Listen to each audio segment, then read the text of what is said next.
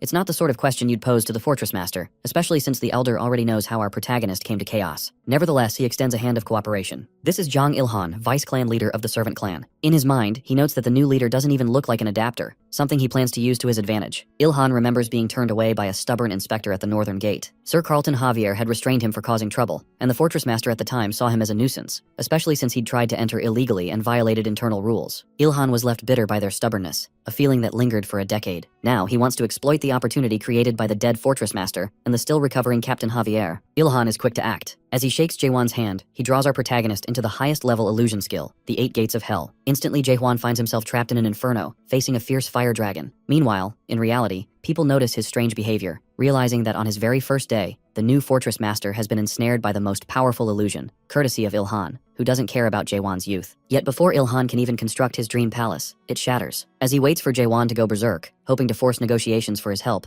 our boy simply jokes about how weird handshakes and chaos are. The old man is left speechless. Having tolerated enough, Jaewon calmly announces it's his turn to greet Ilhan, grabs his hand, and drags him into the Moon Eye world. In seconds, Ilhan is on his knees screaming, as if he's seen hell itself, while the rest look on in confusion. Jaewon could easily have him executed, but lets him go for now so he can reflect on his actions. Chunghyo is disappointed. He wanted to see some real action. The priestess, the onlookers, and the crowd are left with no idea what to think of this new fortress master. Soon it's time for the inaugural speech. The prime minister sets up the rostrum, amplifying Jaewon's voice with magic. It's his turn to address the masses. He starts strong, admitting he doesn't know who Amal Grotesque was, what he accomplished, or if he was a good master. He confesses he isn't their guy. No spiritual energy, no experience, nothing to recommend him except luck. He clarifies that it wasn't even his intention to take the role. They don't want him as leader, and conveniently, he doesn't want to be one either. He explains that after 30 seconds thought, he decided on a solution. Anyone who can defeat him in combat gets the Fortress Master title. Some in the crowd are instantly energized by this, especially Kaiman, leader of the Southern Sea Clan. But there's a catch. Only those who take him on within a month will be eligible, and after that, the offer expires. There's another twist. Anyone who loses to him will automatically join his Abyss Expedition Squad, leaving within 2 months. The crowd, Priestess, Ilhan, Jahir, Chongheo, stands in shock at this unexpected announcement. The Prime Minister had accepted Jaewon in his heart as the Fortress Master the moment he saved Gorgon from the Forbidden Heaven clan. Even when he considers relinquishing the Castle Lord title or uniting Chaos, his conviction remains. Jurgen felt uneasy when our boy went on stage, but ultimately, he would never jeopardize Gorgon's future. Meanwhile, some are speculating that the new Fortress Master might be from the Resurrection Palace, with no clue how he suddenly claimed the position. Crowds press against the castle entrance, forcing James to struggle to keep order. Jahir then informs the Prime Minister about Cheonghyeo's recent interview, where Cheonghye claimed that even if all 10 clans gathered, none would be able to defeat Jaehwan. The minister freezes in his room, tea spilling from his cup as he processes the news. Moments later, an angry prime minister storms toward the Fortress Master's office. Upon entering, he finds piles of unattended paperwork and questions how long our protagonist intends to delay his responsibilities. However, instead of Jaewon, he is greeted by a still recovering Sir Carlton Javier at the desk. The minister, beside himself, wonders what Carlton is doing there, as he should still be hospitalized. Meanwhile, our hero is elsewhere, blowing up statues as part of his training. They observe various versions of Carlton immortalized in stone, and seeing them shattered feels like a waste. Chonghyo, ever practical, calculates the lost fortune. Those artifacts are highly valued in Chaos, and he could have easily impressed someone with them. Suddenly, Jaewon mentions to the old man that he's been working on a new technique, immediately sparking Cheonghyeo's interest. Soon, the Fortress Master prepares his sword to demonstrate the attack, earning Cheonghyeo's admiration even during the setup. It's as if he's about to imitate one of Cheonghyeo's legendary lashes. The old man jokingly suggests calling it Cheonghyeo's thrust in homage, but warns that if he insists, Jaewon might just make the name famous by attacking him. Before Cheonghye can scold him for such an absurd idea, Jaewon launches the attack at him. The old man is stunned, unable to believe the Fortress Master actually struck him. It seems that ever since our boy took the position, he's lost what little restraint he had. However, the attack doesn't hit Cheonghye. Instead, it lands on the Lightning God clan leader Wung Yong, who had been lurking nearby, ready to ambush them. A flashback reveals that Wung Yong had been asking around for the new Fortress Master's whereabouts. Once he discovered the training grounds, he planned to attack and claim the title for himself, preferring assassination to a fair duel. In his mind, such an approach still counted as a one-on-one assault. Moments later, as he regains consciousness, Wung Yong finds himself face-to-face with the Fortress Master and the Divine Doctor. He's shocked to see Cheonghye present, confused about the situation. The lightning upstart hadn't even recognized the Fortress Master, surprised to learn that it was the black-haired man beside Cheonghye. The old man points out Yong's scheming nature while introducing him to Jaewon, but Yong feigns ignorance, insisting he's never met either of them. Still, something about our protagonist unsettles him. Nevertheless, with the Fortress Master right there, Yong stands up and declares he'll return soon to challenge Jaewon again, insisting this encounter doesn't count as a loss. The irony isn't lost. He accuses the Fortress Master of cowardice even after attempting an ambush himself. Cheonghye can only marvel at the audacity of this kid, yet Jaewon pays it little mind, ready for another match if necessary. Soon, Yoon-yang charges up his lightning, preparing for battle, while the Fortress Master readies his weapon. True to form, his opponents always attack first, and Jaewon dodges their blows with ease. Yang is impressed by how quickly our hero evades, warning that nothing, not even the swiftest, can match lightning, or so he believes. After several exchanges, Yang notices that the Fortress Master remains unscathed. Finally, he resorts to the Lightning God attack. Yet before he can complete it, Jaewon coolly observes that channeling all that energy into a single blow is far too slow. As the Fortress Master prepares his own move, the next thing anyone knows, Yoon-yang sits with a fresh bump on his head, vowing to spread the rumor that Jaehwan barely defeated the Lightning Clan leader. Though this is a bit of comic relief, it's also a calculated move to keep his reputation intact. Cheonghye recognizes the opportunity. Stronger opponents will now be drawn to face the Fortress Master, which is exactly what they hope for. It took Yoon-yang 100 years to reach his current position. The Yu-un family, one of the 5 great families of the realm, counted him among its members. but only as a slave. Yang was one of those unfortunate souls who cleared a tower, only to remain a slave for life. Most of his friends weren't as fortunate. Many were sold, died on the battlefield, or perished as slaves. Yet somehow he survived for a century. Eventually, he was promoted to servant, but that wasn't enough. This wasn't the life he envisioned for himself. After demonstrating loyalty for 100 years, Yang chose betrayal. He sold his trust, raiding the Yuan family's tome library. That was where he acquired the Lightning God's art. Later, the price for using the Lightning God's secret knowledge freely became clear. He was hunted for 20 years, eventually killed as a traitor. Even so, the expressions Yang wears now, even in chaos, are far happier than those he wore as a slave. It seems all the hardship was worth it. Upon his summoning to chaos, he rose to become the 9th of the 10 clans. For him, it was a sweet deal. Yet the frustration of seeing someone not even 100 years old become fortress master is real. The scene returns to Yang, who protests that none of this makes sense. How could Jae-won possibly become the fortress master? Chung-hyo agrees. It does seem absurd, and Yang's confusion is understandable. He's even more baffled to see Chung-hyo, a veteran of the Great Expedition, taking it all in stride. How can an old-timer like him just stand there, smiling at such a situation? Chung-hyo, however, is more interested in congratulating Yang for meeting our protagonist before despair could get to him. He acknowledges that Yang's skepticism is justified, but quickly points out that if Yang wants to understand, he should know the Golden Sky clan attacked Gorgon just a week before Yang's arrival. That revelation finally captures our boy's undivided attention. Chung-hyo describes how, during the attack, the clan's own personnel turned against them. At that critical moment, with the Soul King descending into Emil Grotesque's body, it seemed like all hope was lost. Jae-won was the one who saved them. Yang is stunned, utterly embarrassed that he didn't know this before attempting an assassination. It's a bold admission coming from someone who just tried to strike from the shadows. As they speak, someone bursts onto the training ground, eager to challenge the fortress master. It's the formidable Fire King clan leader, Kang Hwang, accompanied by Kaiman, leader of the Southern Sea clan, both contenders for the title of fortress master. Kang Hwang insists on going first, but our hero doesn't want to disappoint either of them. Why argue over who goes first? He invites both to attack together. It's a classic first impression from the fortress master. Still, he urges them to hurry. He's eager to resume practice on his new technique. Chung-hyo, watching from the sidelines, can only facepalm, anticipating a chaotic day ahead. Kang Hwang charges in alone. The resulting fire show is spectacular, and the Fire King's skill is undeniable, but he can't land a single hit. Soon after, Chung-hyo's frustration is evident as he surveys the now charred training ground, silently blaming Jae-won for the mess. The duel's highlight comes when their swords clash. Kang Hwang is convinced our protagonist fears his blade, but Jae-won thinks the fiery clan leader should be more concerned about himself. With a grin, the fortress master launches a powerful thrust, jokingly asking if Kang Hwang is afraid of his own move. The attack is overkill. Kang Hwang is sent crashing into the wall, breaking it. This spells trouble for Cheong-hyo, who will now have to explain the disaster to the Prime Minister. The fortress master himself isn't pleased, having specifically asked both Kang Hwang and Kaiman to attack together. But that doesn't align with a warrior's sense of honor, and besides, Kaiman hates the heat. Talk about coincidences. Jae-won's day began with a lightning wielder, then moved on to a fire-type warrior, and now he's facing a water-type. But our boy senses he's a cut above the rest. For once, he's the one to make the first move, which isn't usually his style. Kaiman blocks the attack directly, remaining calm, a trait our protagonist finds unique. Kaiman stands out. He isn't trying to show off or dominate, just maintaining control. When Kaiman finally counters, Jae-won swiftly dodges and leaps down from above. The Southern Sea Clan leader barely manages to evade and immediately admits defeat. Our hero feels a bit disappointed that Kaiman didn't show his full strength, but Kaiman isn't bothered. With just that brief sparring, he knows he wouldn't have stood a chance. He's one of the clever ones, more focused on the upcoming Abyss expedition than on winning a match. Meanwhile, the Fire Clan leader and the Lightning Clan leader start bickering about who lost worse. Chung-hyo quickly intervenes, reminding everyone to focus on the real significance of their defeats. The Southern Sea leader, on the other hand, remains unfazed. He never came to win a fight. His only interest is the Abyss expedition. It turns out he was close friends with the last fortress master, Emil Grotesque, and had wanted to join the previous Abyss expedition, but wasn't strong enough at the time. He confides to Chung-hyo that witnessing the previous failure firsthand left him desperate to join this time. Chung-hyo then wonders aloud about Kang Hwang's decision, prompting the Fire King to declare his participation in the expedition. He knows he has no other choice after losing. Just then, Yoon Yang dashes over to our protagonist, only for Chung-hyo to start scolding him. As our boy raises his blade, Yoon unexpectedly kneels and swears loyalty. Jae-hwan finds it a bit unsettling and tells him to relax, but Yoon Yang continues his declaration of absolute devotion, even if it costs him his, already ended, life. The irony isn't lost, considering he's already dead. Unable to argue, Yoon simply begs to be accepted, even as a captain, promising not to steal any skills and pleading for a place. Chung-hyo then asks what will happen to his clan, and Yoon replies that the Thunder God clan no longer exists in chaos. Only 7 members remain, including himself. Just a week ago, his entire clan was wiped out. Yoon mentions that his clan was defeated just a week ago. Chung-hyo wants to clarify the situation. The Lightning God clan was wiped out. Yoon fled to Gorgon, and by coincidence, the Fortress Master announced an open challenge for the title. Yoon decided to fight, lost miserably, and now that he's powerless, he wants acceptance from the Fortress Master? Yoon nods brightly in response. Chung-hyo, however, is puzzled. He wonders how such critical news arrived so late, especially since Manticore and Gorgon are not that far apart. A week should have been enough for word to travel. Before they can dwell on it, Yoon realizes the others have no clue about what's really happening. He asks Cheong-hyo to repeat how our boy saved them. Cheong-hyo reiterates that the Golden Sky clan had tried to bring down Gorgon. Just saying these words makes him pause. A new realization dawns. The same Golden Sky traders who attacked Gorgon must have been behind the ambush on the Lightning God clan. He wants to confirm his suspicions, and it turns out the Lightning God clan wasn't the only target. The operation was far more systematic. Both the rank 3 Dark Forest clan and the top-ranked Heavenly Dragon clan were also destroyed. Kang Huang, Kaiman, and Cheongheo immediately grasped the implications. The entire Manticore fortress has fallen to the Golden Sky clan. The fog of confusion begins to clear. Only by blocking all communication could such widespread news be suppressed. Manticore fortress must have sealed off all channels. The Fire clan leader struggles to process this. Essentially, Yoon is explaining that 3 of the 10 clans were overthrown overnight, allowing the Forbidden Heaven to seize control. Worse, they also took over the communication system, manipulating messaging skills to suit their needs. Kaiman is stunned as well, but he starts connecting the dots. He'd long heard rumors that the Forbidden Heaven clan was amassing power for something big. Taking over Manticore Fortress in just a few years is a shock. Meanwhile, our protagonist is quietly working through the details that interest him, particularly the connection between clan rank and strength. He notes that the lower the clan's rank number, the stronger they are. Yoon, unimpressed, comments that it took the Fortress Master this long to figure it out. Realizing his mistake, he quickly bows an apology, hoping not to offend Jaewon. Cheongheo can only marvel at how any of them have survived so long. The workings of the fortresses become clearer. There are 4, Gorgon, Manticore, Dryad, and Garuda, each ruled by the 10 clans. Our hero at least knows this much, but Yoon explains that the clans aren't equal. They're ranked from 1 to 10, with rank 1 being strongest and rank 10 the weakest. It's shocking to all that the Lightning God clan, rank 9, Dark Forest clan, rank 3, and especially the Heavenly Dragon clan, rank 1, have all been toppled by Forbidden Heaven, the supposed weakest at rank 10. The unnaturalness of it all makes Young suspect there's powerful support behind this sudden invasion. As talk turns to Forbidden Heaven's plans, Jaewon goes deep into thought. Initially, he believed their mischief was limited to kidnapping the Dreamed Even, but now it's clear they've gone much further, attacking Gorgon, seizing Manticore, and pursuing goals eerily similar to our boys, the destruction of this world. He wonders if they've hidden the mayor in Manticore Fortress, remembering Janya's refusal to disclose the mayor's location, even after being decisively defeated. It's clear Janya fears someone, preferring silence, or even death, over revealing the truth. The scene shifts abruptly. A figure lounges on a throne, surrounded by severed heads strewn at his feet. This is the brutal first appearance of Lim Jinhong, the leader of the Forbidden Heaven clan. Lim Jinhong is soon told by his men that the Heavenly Dragon clan leader has been apprehended and is now in prison. He also receives an update about the Dark Forest clan leader, who is still resisting. Jinhong throws his knife at one of the corpses for amusement, laughing at the pointless efforts. It won't be long before they dominate that faction as well. He is a bit more interested in what happened to the Lightning God clan leader. One of his men replies that they haven't apprehended him yet, and suddenly a knife is thrown at the man's shoulder for that news. Trying to control the pain, the man apologizes to the clan leader, and the clan leader acts as if he has shrugged it off, following it up with a question about the Lightning clan leader's current whereabouts after they annihilated his entire clan. Another man reports about the Gorgon situation. Jinhong thinks on that for a moment. He has heard of this new castle lord, who decided to hold a contest for the title of castle lord, even piquing interest in ideas such as the expedition to the abyss. He remarks how crazy it is that someone still likes to talk about the expedition even now in chaos. He also talks about how the clan leaders might have joined joint forces after the fall of Manticore. Although this doesn't scare him as much, since they were always in small numbers even while bringing down Manticore, the big loss is that of Maihan Keldregran, who had put in a lot of effort to gather the foundation stones, and now he is gone. Even someone like Jinhong knows that taking on the responsibilities that the First Elder had on his shoulders, such as probably meeting the Master of Darkness, the Pitch Darkness Monarch, are no joke. It's hard to believe that someone so fresh could take down Keldregran. Jinhong gets his screen working and looks up this new Fortress Master of Gorgon. Upon a closer look, he does find his face a bit familiar. As he learns that the new Fortress Master's name is Jaewon, all of a sudden, the screen has a giant message on it. He almost goes into a frenzy when he receives a message on that screen from the Master of Darkness. The Master wants him to look for the runaway product. Jinhong thinks it's stupid. If someone like a Master couldn't handle this runaway product, how can those in chaos do so? Still, he orders his men to relay back the message that they will keep looking for the product. After thinking a bit, he comments how weird it is that a product could run away from a tutorial, something unheard of, not to mention that the product actually killed a cultivator while still being in the tutorial. Then he throws another dagger at the face of the guy he had already injured, killing him. Jinhong asks his other informer if this makes sense to him. The informer shakes his head. Then he asks what they should do about the Lord of the Thunder God clan. Jinhong couldn't care less. In his mind, what has happened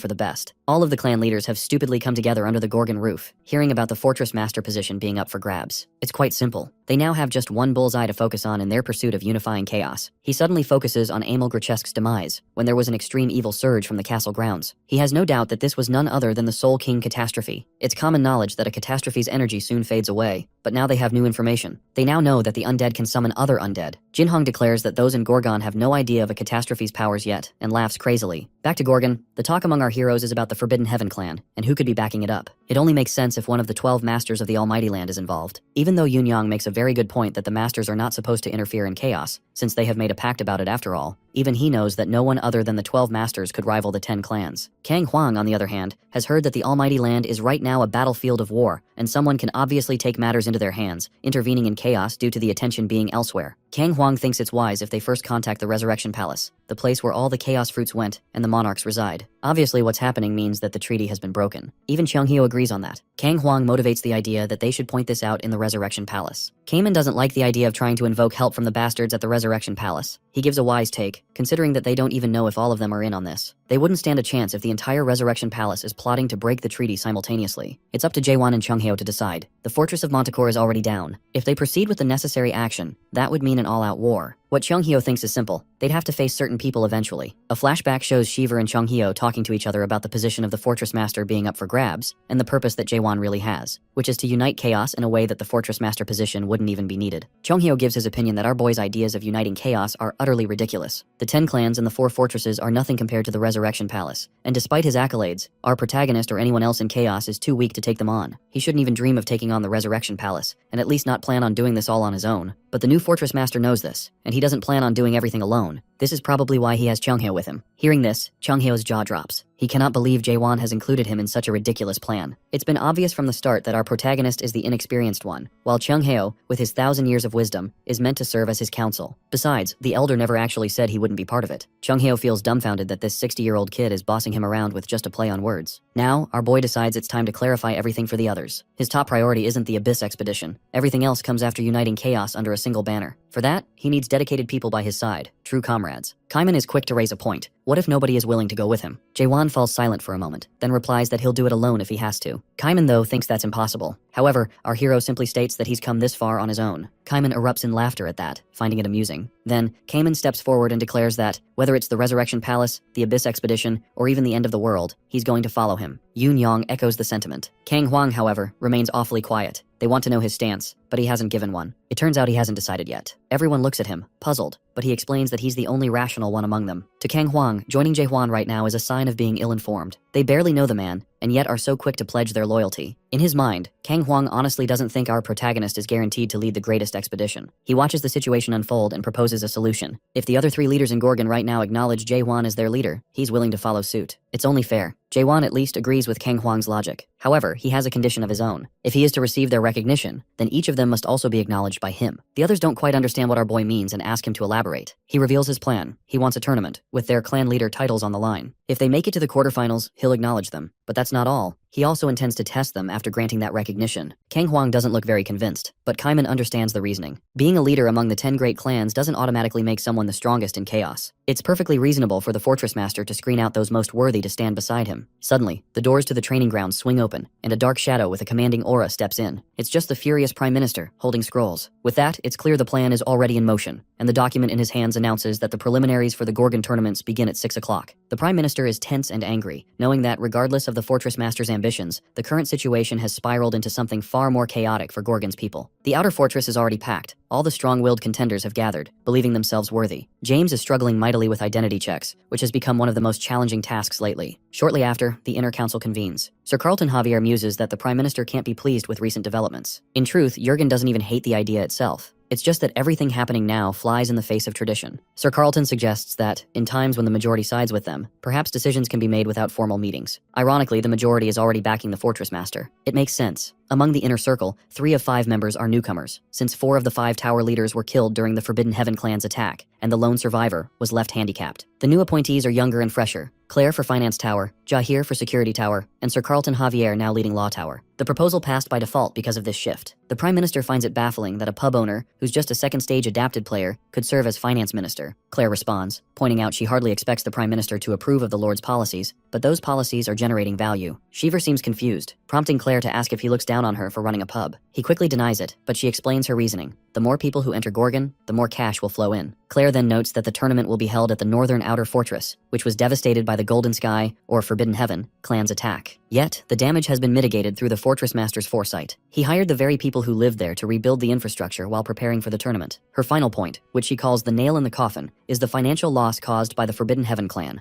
1287 billion horns. However, Claire informs the Prime Minister that projected revenue is 13.28 billion horns, and she has intentionally set this lower bound to ensure they break even after recent losses. Seeing Jurgen's shock, Claire immediately understands what he's thinking. How does someone without government finance experience know all this? She reveals she has handled money in both her former life and the afterlife, so her credentials are sound. Claire admits she has no idea what the Fortress Master will do about the expedition, uniting chaos, or even the challenges he's announced in the training grounds. What she does know, though, is simple. The steps Jaewon is taking are about to change chaos forever. At the southern chaos, the Great Sea, lies Dryad, the southern fortress. Dryad, a plant-type guardian horn beast, forms a natural fortress from its branches and secretions, drawing water from the Great Sea to sustain itself. Isa Landcroft, idly playing with one of the fortress's vines, senses something is wrong. This is the Dryad Fortress Master herself, Isa Landcroft. Using her advanced scouting skills, she learns that the undead are moving toward Gorgon, and she soon detects the presence of one of the three great undead, the backward-walking Magritte, a colossal undead creature, making its way toward Gorgon. The monster's massive red eyes make even Isa flinch, breaking her concentration. She knows she must alert the Gorgon Fortress Master immediately. Within seconds, an owl messenger is dispatched to Gorgon. Meanwhile, back in Gorgon, the tournament is officially underway in a Coliseum arena. In just 3 days, the competition has reached the quarterfinals. Among the particularly intrigued spectators is Shin Muguk, the Limitless clan leader. This tournament has proven to be fast-paced and thoroughly entertaining. Chung-ho, appearing in the background, remarks that the speed is due to the participants' high level of competence. Evidently, these two have a history together. Suddenly, Chung-hyo's eyes widen as he looks at Shin. The clan leader seems much stronger than he was during their last encounter. Shin notices the same about him. What Chung-hyo can't understand is why Shin didn't participate, given his strength. Shin explains that he sees these as mere dogfights and prefers proper matches. Chung-ho scoffs, pointing out that a clan leader like Kang Hwang is already competing. The scene shifts to Kang, who is performing impressively, with flames nearly engulfing his opponent. Suddenly, his robed, armored adversary pounces from above, defeating him. The onlookers are stunned, unable to believe Kang has been eliminated so abruptly. Shin and Chung-hyo find this odd until Chung-hyo recognizes the technique used, the Steel Monarch's Azure Cloud Mystic footwork. That means this fighter is one of Haoyu's warriors. The implication is clear. The Monarchs are interested in this tournament and have become involved. With this decisive match, the pre-quarterfinals conclude, and the quarterfinals are set to begin. Shin wonders why the tournament is so rushed, but the answer is straightforward. Chung-hyo's friend, the Fortress Master, is just impatient by nature. Soon the crowd erupts in cheers for the Savant clan, and a man in a distinctive white uniform with a feathered gown appears. The chants reveal that this is Jaegul Miyun, the Savant clan leader and top military advisor in Chaos. Like everyone else, he knows Chung-hyo, and he winks as a greeting to the elder. Chung-hyo doesn't appreciate the gesture but decides to wait until the tournament ends to address it. Shin suggests letting it go, saying it's not worth holding a grudge. It sounds ironic, but it's true. Jaegul is just a 400-year-old kid. Chung-hyo should act his age instead of harboring resentment. However, Chung-hyo won't have to wait long. It turns out Jaegul's next opponent is none other than Master Jaewon. The identity becomes clear when the Gorgon seal, that elegant tattoo, appears on his arm. Perhaps Chung-hyo will see his grievances settled sooner than expected. On the field, the two engage in a notable exchange about geopolitics. The military advisor states that Jaewon's ideals are crystal clear, but don't make practical sense. In the front row, Shin voices doubt that our protagonist can defeat someone as decorated as Jaegul. Still, he senses something different. Though it's his first time seeing our boy, Shin remarks that Jaewon's energy is reminiscent of Chung-hyo's. If he had to guess, he'd wager Jaewon is Chung-hyo's student. The old man laughs at that. How could a monster like our hero be one of his pupils? The difference is obvious when, with a single move, Jaewon sends Jaegal crashing into the wall without effort. Jaegul Miyun remembers that he had no opponent in the quarterfinals, so Jaewon allowed him to face the Fortress Master directly. The reason he entered the tournament was to offer the Lord some advice. Many before him have come to Chaos as Fortress Masters, offering hope to the people, and it never ended well for them. He's thinking especially of the Abyss expedition. That hope, left unfulfilled,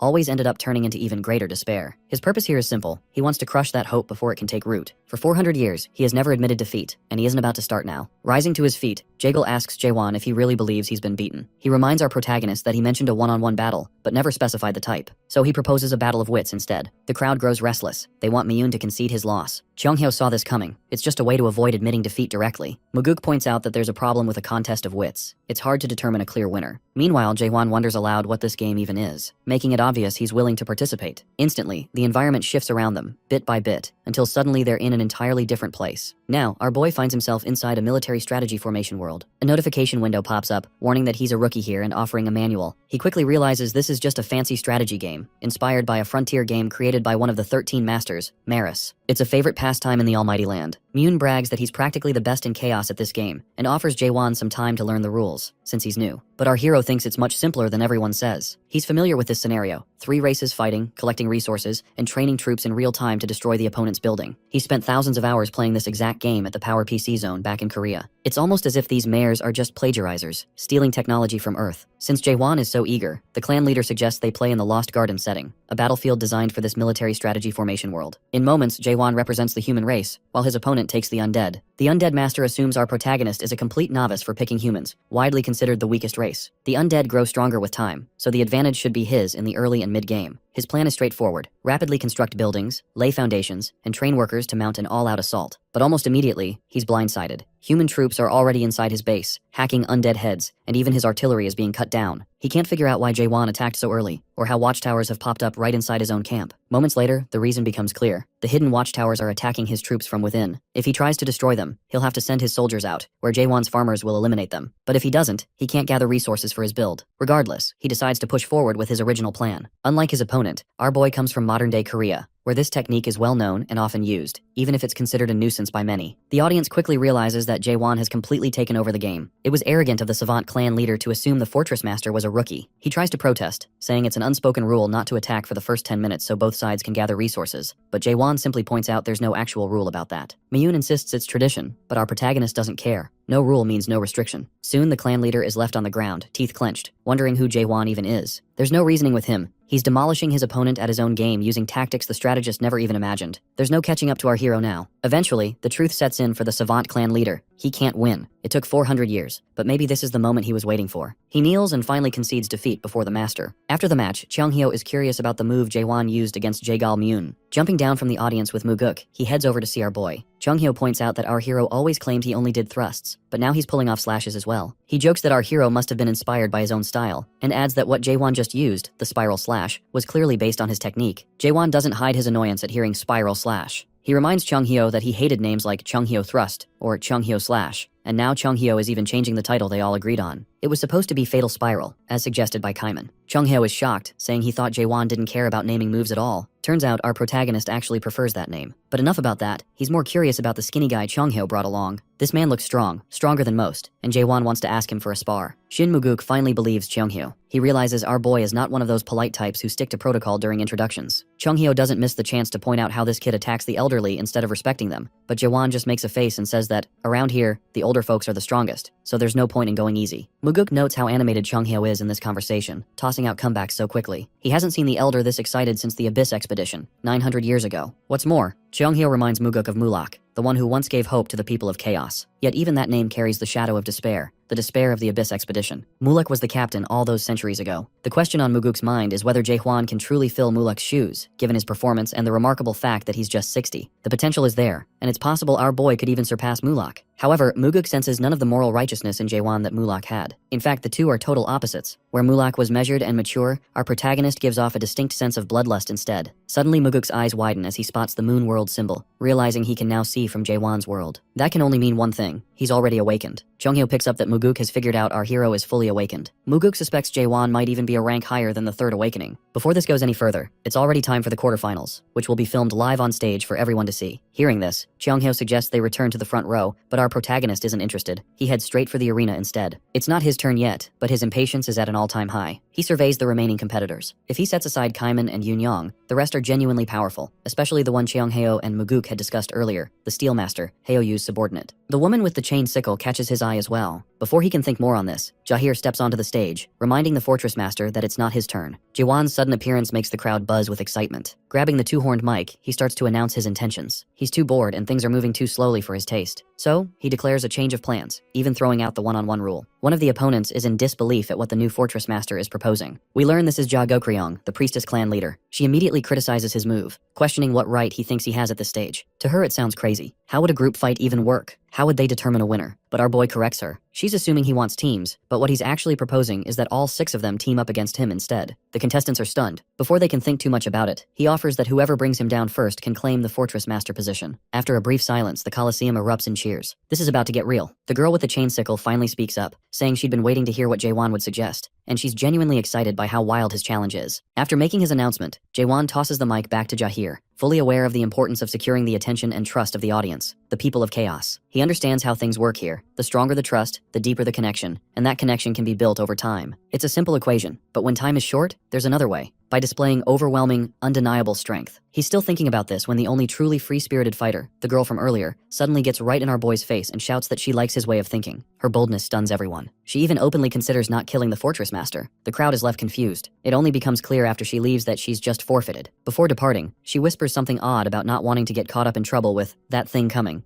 However, our protagonist doesn't really understand what she means. Out of nowhere, Yoon speaks up as well. He declares that he too is forfeiting, admitting he can't beat the fortress master at his current strength. Technically, he hasn't lost until the quarterfinals, so he still keeps his title as leader of the Lightning God clan. Kaiman, disappointingly, follows suit, also forfeiting and excusing himself with similar words, even praising our hero in the process. That leaves only 3 opponents left. Jaewon had wanted to display unmatched power. Now, even if he defeats these 3, it won't be the dramatic display he envisioned. Still, if all 3 attack at once, maybe he can show something phenomenal enough to cement himself as irresistible. Ja Gyeokryong points out that things aren't exactly going according to plan. Jaehwan decides to fight the remaining 3. After that, the Priestess clan's vice clan leader, seeing how confident he is, suggests the clan leaders should teach him a lesson. However, the clan leader politely shuts her down, reminding her they didn't come here to fight some overambitious, hot-headed fortress master. Haeoyu's warrior is there too, the one Lord Haeoyu specially requested earlier. The 2 clan ladies ask him what he's after. His approach has been even more effective than she anticipated. She uses the moment to shift the discussion to the Abyss expedition. Since it ended, no one has had the drive to revive its legacy, but she genuinely believes Jaewon is the right person to lead it. She supports him openly, throwing her full backing behind him before the entire audience. Then she redirects the crowd's energy, reminding them that they didn't come just to see a new fortress master crowned. They came for something more. At that moment, she removes the veil that has always covered her face, unveiling massive, hypnotic eyes. Instantly, the entire atmosphere changes. A strange illusion sweeps through. Glowing butterflies begin to drift across the already enchanted audience. People's eyes go wide. Her gaze can dig into emotions, hidden thoughts, and their deepest righteousness. But our hero remains unfazed. He sees through her so-called righteous eye magic, recognizing that she's twisting the crowd's perception with talk of hope and desire. For a moment, he seriously considers ending her spell with a stab. But looking around, it's already too late. The crowd is fully under her control, chanting along with her. Just then, an unexpected voice cuts through the noise. It's the gentleman's sword. He has no sides, no bias, and he's just arrived all the way from the south, not for a fight, but just to observe. He makes it clear he's not interested in watching people bicker over a title. Apparently, Myung-gwan, as he's called, is considered on par with one of the 10 clan leaders. Sir Carlton Javier strolls through the hallway, swinging open the door to one of the offices, only to find a messenger bird waiting inside. That's when the news drops. A group of undead is on the move, and not just any group. There's a massive, mega undead leading the way, heading straight for Gorgon Fortress. The message is from Isa Landcroft, Fortress Master of Dryad Fortress. This shakes Carlton badly. Meanwhile, back in the arena, things take a turn. The sky has been slowly turning pitch black. Fortress Master Jaewon remains cool and expressionless as always, but even he knows something is off. The Priestess clan leader steps up and announces that there's no need for more internal fighting, and the tournament should come to a stop. She addresses the audience, saying that a proper expedition needs a captain everyone can trust. Cheonghyo and Shin Muguk, with all their experience, see right through her. They know she's up to something, using one of her top-tier righteous eye illusion techniques. Cheonghyo is already on edge, wondering what sneaky trick she'll pull next. Counterintuitively, she throws Jaehwan's name into the ring, saying it makes sense for someone of his strength and standing to lead. The crowd is fully convinced, eating up her dazzling performance. But it's only when the gentleman's sword responds that the real angle becomes clear. He reminds everyone that being a captain isn't about being the toughest in the arena, or the smartest in the Colosseum. The swordsman says the priestess could easily test whether Jaewon is even fit to lead. That's when she announces her righteous audit. To everyone else, this sounds like a perfectly fair idea. Even Jahir, who's usually level-headed, is swept up in her spell, clearing the stage and announcing that the priestess will test the mortality of their fortress master. Up in the sky, she conjures huge magical arrows, aiming them right at our protagonist. She turns to Jaewon and directly asks if he's ready to be audited. That's when it clicks for Cheonghyo, who facepalms, knowing exactly how the clan master operates. Many people take this test to see if they're ready for the next step,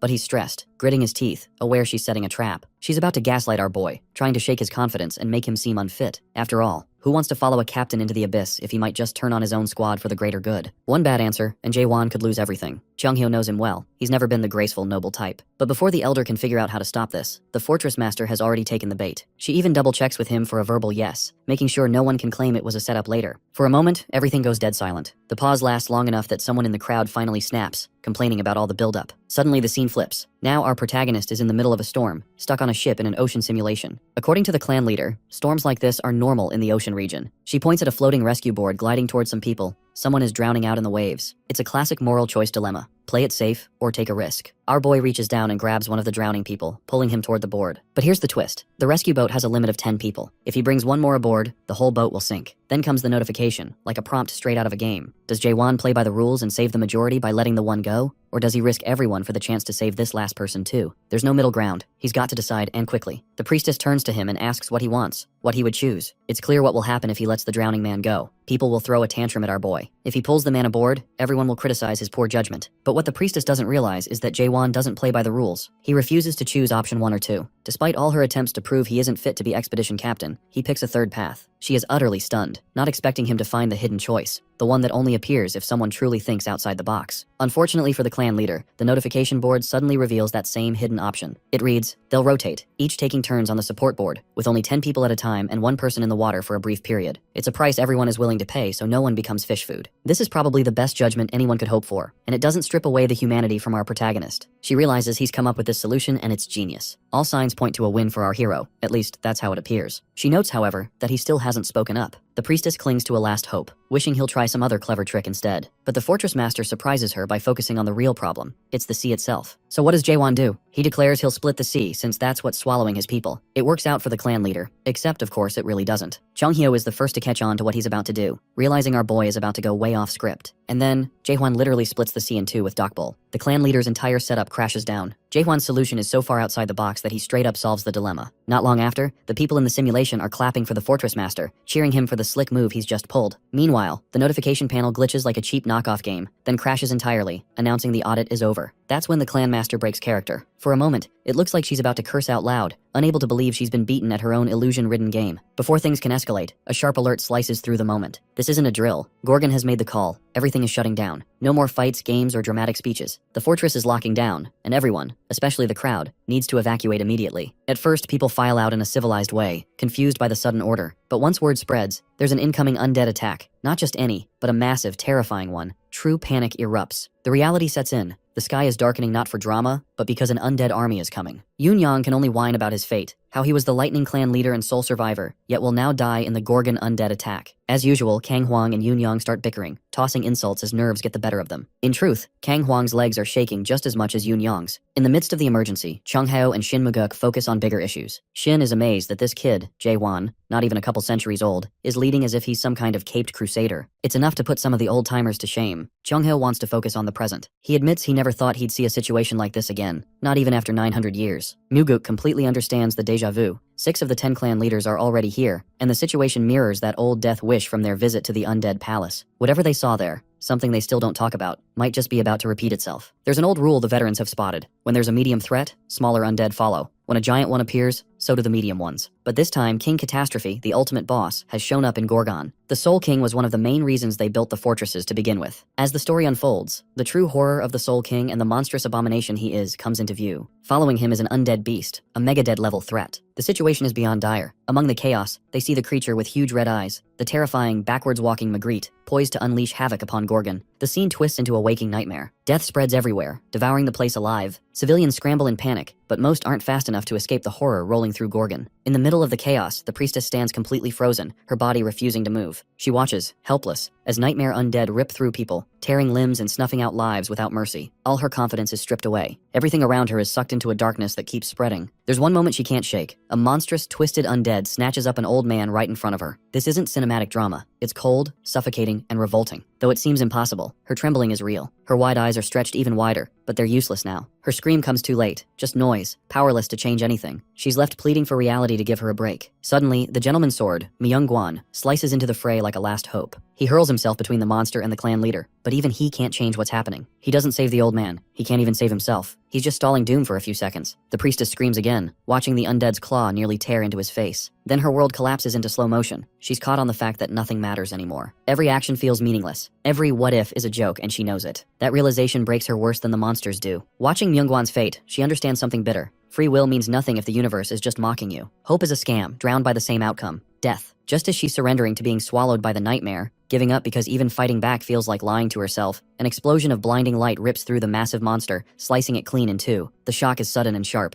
There's the Lightning Clan leader, Yoon Yang, utterly fed up with the chaos. He's trying to snap the priestess out of her trance, but it's not working. The girl's still locked in her own shock, frozen and unhelpful. His tone is anything but gentle. The nightmare situation keeps spiraling, and her wide-eyed existential paralysis is just making it worse. Yoon Yang turns his attention to the rhythm of the battle. Kang Hwang, Kaiman, and Yoon Yang himself are working like clockwork, fighting for their lives. The priestess, rigid as a statue, watches them with confusion. She can't understand why they're pushing so hard. She thinks hope is long gone, buried under death and ruin. Watching them fight through the madness only baffles her more. We get flashes of Yoon Young pounding the ground, forcing monsters away from her, while Kaiman's blade cuts down anything that gets too close. Kang Huang is in the mix too, patching up gaps in their defense. To the traumatized priestess, it looks like raw courage or maybe recklessness, but for them, it's just survival and sheer willpower. Yoon Young, alert even in the chaos, knows the truth. They're barely holding on. There are too many monsters, and they're only getting nastier. Just when it feels like they'll be overwhelmed, a new focus emerges. The Gorgon tattoo on our protagonist flares up, a warning, a signal. He's cutting a path straight for the Magritte undead. No distractions, no side fights, just him versus the biggest nightmare in the room. The thing isn't just a monster, it's a death sentence. 3 cold eyes, jagged teeth, wicked spikes, and claws that promise instant agony. But Jaewon doesn't flinch. He dispatches lesser monsters like they're nothing. His moves are clean, fast, and ruthless. One moment he's thrusting, the next he's slicing, but he keeps his composure, never going full berserk. He knows this enemy is different. The monster bites at anything nearby, turning anyone not quick enough into instant carnage. So our hero keeps his distance, watching, measuring, waiting for the perfect opening. This isn't just a fight anymore. It's a test of survival and strategy. Jaewon, ever the one to bend the rules, knows his best bet is to back up and go long range. That's the plan. Create space, strike from afar, stay alive. But the Magritte isn't brainless. It has its own long-range attack, and it doesn't hesitate. Whatever it's about to unleash is anything but pretty. Our boy barely dodges, scraping by as destruction explodes behind him. The monster readies itself for another round, charging up again. That's when he makes the bold move. Instead of dodging, he braces himself, ready to block the attack, almost as if he's daring to test the very depth of hell. The battlefield goes quiet as the Magritte loads its main mouth for a devastating strike. Cut to Cheongheo, fighting his own monsters on a different part of the battlefield. He's far from panicked like the priestess, but his hands tremble, not from exhaustion, but from memory. The last time something like this happened, the aftermath was a graveyard, and he remembers every loss in excruciating detail. Even with all his experience, he senses the unwinnable nature of this fight. The word hope echoes in his mind, bringing back a memory of Aimul Grochesk, the old fortress master. He remembers Aimul saying hope isn't some flowery ideal, it's a necessity. Sometimes people need hope that's so bright it drowns out even the deepest darkness. With all this talk of hope, we're shown Jaewon in action. Our protagonist is already deep in the fray, charging straight at the beast as it charges up. No hesitation. He knows exactly where the blast is forming, and he plunges his blade right into its core. He's done testing. He's aiming to end the nightmare before it can even finish its attack. Moments later, a blinding flash slices through the battlefield, forcing everyone nearby to shield their eyes. It's coming from the exact spot where Jaewon has been locked in combat with Magritte. Cheonghyeo's gaze tracks the light, and what he sees next nearly freezes him in place. Our boy is standing there, grinning like a madman, fresh off landing a heavy blow on the creature. The monster looks even more grotesque now, somehow more revolting than before, as if the hit peeled back a layer too far. Cheonghye watches, already past the point of trying to make sense of whatever Jaewon is. The guy just doesn't fit any logic. But the Magritte isn't done yet. It lunges, its nasty tongue whipping out, rib-like spikes wrapping around him, trying to end things on the spot. The jaws clamp down like a bear trap. Even so, our protagonist doesn't panic. He blasts his way out of the creature's grip, not giving it a moment to savor its catch. Then it starts, the glow in his eyes, his blade poised to give the monster a taste of real pain. Cheonghye recognizes what's coming and gets deja vu from Jaewon splitting the sea earlier. It's the same move, the signature strike. He's charging it up, ready to cleave the Magritte in two. Meanwhile, Shin Muguk, watching all of it unfold, finally gets it. He turns to Cheonghye and says what everyone's thinking. Jaewon is the most reckless person he's ever seen. Cheonghye just grins. Reckless? Sure, but that's exactly what makes him who he is. He'd protect that madness with everything he's got if it came to it. Suddenly everyone else is fired up too. Shin Muguk's ready to leap into action. Even the traumatized priestess clan leader, who'd been frozen like a statue, starts to come around. Maybe that's what was missing. Jaewon, undeniable hope incarnate. Even the savant clan leader decides to show his face, which irritates Cheonghye given his timing. Where was he when things were falling apart? Much as Cheonghye and the others might rally, it's no time for optimism. The 3 big undeads are still running wild. Even so, the squad's giving them hell. Yoon Young tries to throw shade at Kang Huang, joking about how impressive it feels to be throwing lightning compared to Kang's fire, but it falls flat. He just wants a chill moment to brag about taking down abominations, but Huang's too exhausted to care. He's still hacking through monsters and slinging fire like the Fire King he is, but it's tough to feel invincible when nightmares keep coming, teeth bared, while fatigue keeps creeping in. As long as the 3 big undead are standing, there's nothing to celebrate. Suddenly, a random girl shows up out of nowhere and throws a rock at one of the monsters Huang's fighting. She's got guts, but no sense at all. The massive undead locks its blood-red eyes on her, a puzzle of horror, and lunges. But golden chains snap around it just in time. That's Sir Carlton Javier making his entrance, and he's not alone. He's brought Prime Minister Jurgen Schiever and the rest of the gang. Kang Huang finally lets himself relax and even cracks a smile. Backup's arrival gives him the boost he needs. He's not alone. Shin Muguk is already tearing it up. Everyone in Gorgon is out there, showing what it means to have real heart. We swing back to our hero. He's not just fighting, he's rewriting the rulebook. He carves a hole straight into the Magritte, then finishes it off with a gravity-assisted strike. His blade glows, lighting up the whole Gorgon fortress as if announcing exactly who just dropped the hammer. Fast forward 10 days. The smoke has cleared, damage is being tallied, and there's a wild buzz on the streets. Chaos is alive with the news. 3 of the great undeads, including the dreaded backward Magritte, were taken down by the heroes of Gorgon. The entire population is alive with energy. The scene shifts to Mitchell, who's having a one-on-one with a trainee, or maybe a friend, breaking down what's happened in Chaos, especially in Gorgon. He gives off this vibe that things are improving, but he challenges the other guy to think deeper. Mitchell asks what's really changed since the epic battle 10 days ago. The trainee doesn't get it at first. Mitchell points out that sure, the monsters were beaten, but the aftermath is still rough. Infrastructure's a mess, and life isn't easy. He's not just talking about the clan leader's base being there or the resources pouring into Gorgon's market. It's subtle, but below all the victory headlines and political reshuffles, people on the ground are struggling. The hero wins narrative isn't as clean as it sounds. The real shift is in how people act. There's a bit more cheer, like hope is allowed again. People seem alive, the opposite of what chaos usually is. But Mitchell isn't buying it. He shuts it down quickly. The boy's so focused on the future, he probably didn't see the path of devastation. Mitchell references that wild moment, the black sea of undead sliced open by a single sword. But that spectacle cost real lives. Many of them. Mitchell doesn't fully understand what went down either, but he's piecing it together. Everyone was there. People's eyes were full of hope that night, for real. They're clinging to the half-truth that Gorgon's doing better now, which, in his opinion, is kind of foolish. What really bothers him is that people actually think they can live normal lives in chaos now. Suddenly, a massive explosion-like sound shatters the calm. The trainee flinches, looking around as if they've been dropped into a bombing run. Mitchell, calm as ever with his great horn slung over his shoulder, doesn't blink. He tells him it's nothing new. It's been happening for 10 days straight. The younger guy, wide-eyed, speculates it must be because the 10 clans moved their headquarters there. He gets even more spooked as he realizes that could mean war is coming, or has already started. Mitchell doesn't confirm or deny it. Whatever's going on, it feels like war. Meanwhile, up at the training grounds, we see what Jaewon's been up to. He's not relaxing. The blade wielder has been grinding the clan leaders, training them hard, making sure when the expedition comes, they'll all be ready. A sudden glass-shattering sound hits the scene like a bomb, and Lim Jin-hung's face freezes in sheer disbelief. The man looks like someone just told him the sky's purple. He literally has to ask his subordinates to repeat themselves, word for word, because he cannot accept what he just heard. Apparently, some guys just took out a mega undead.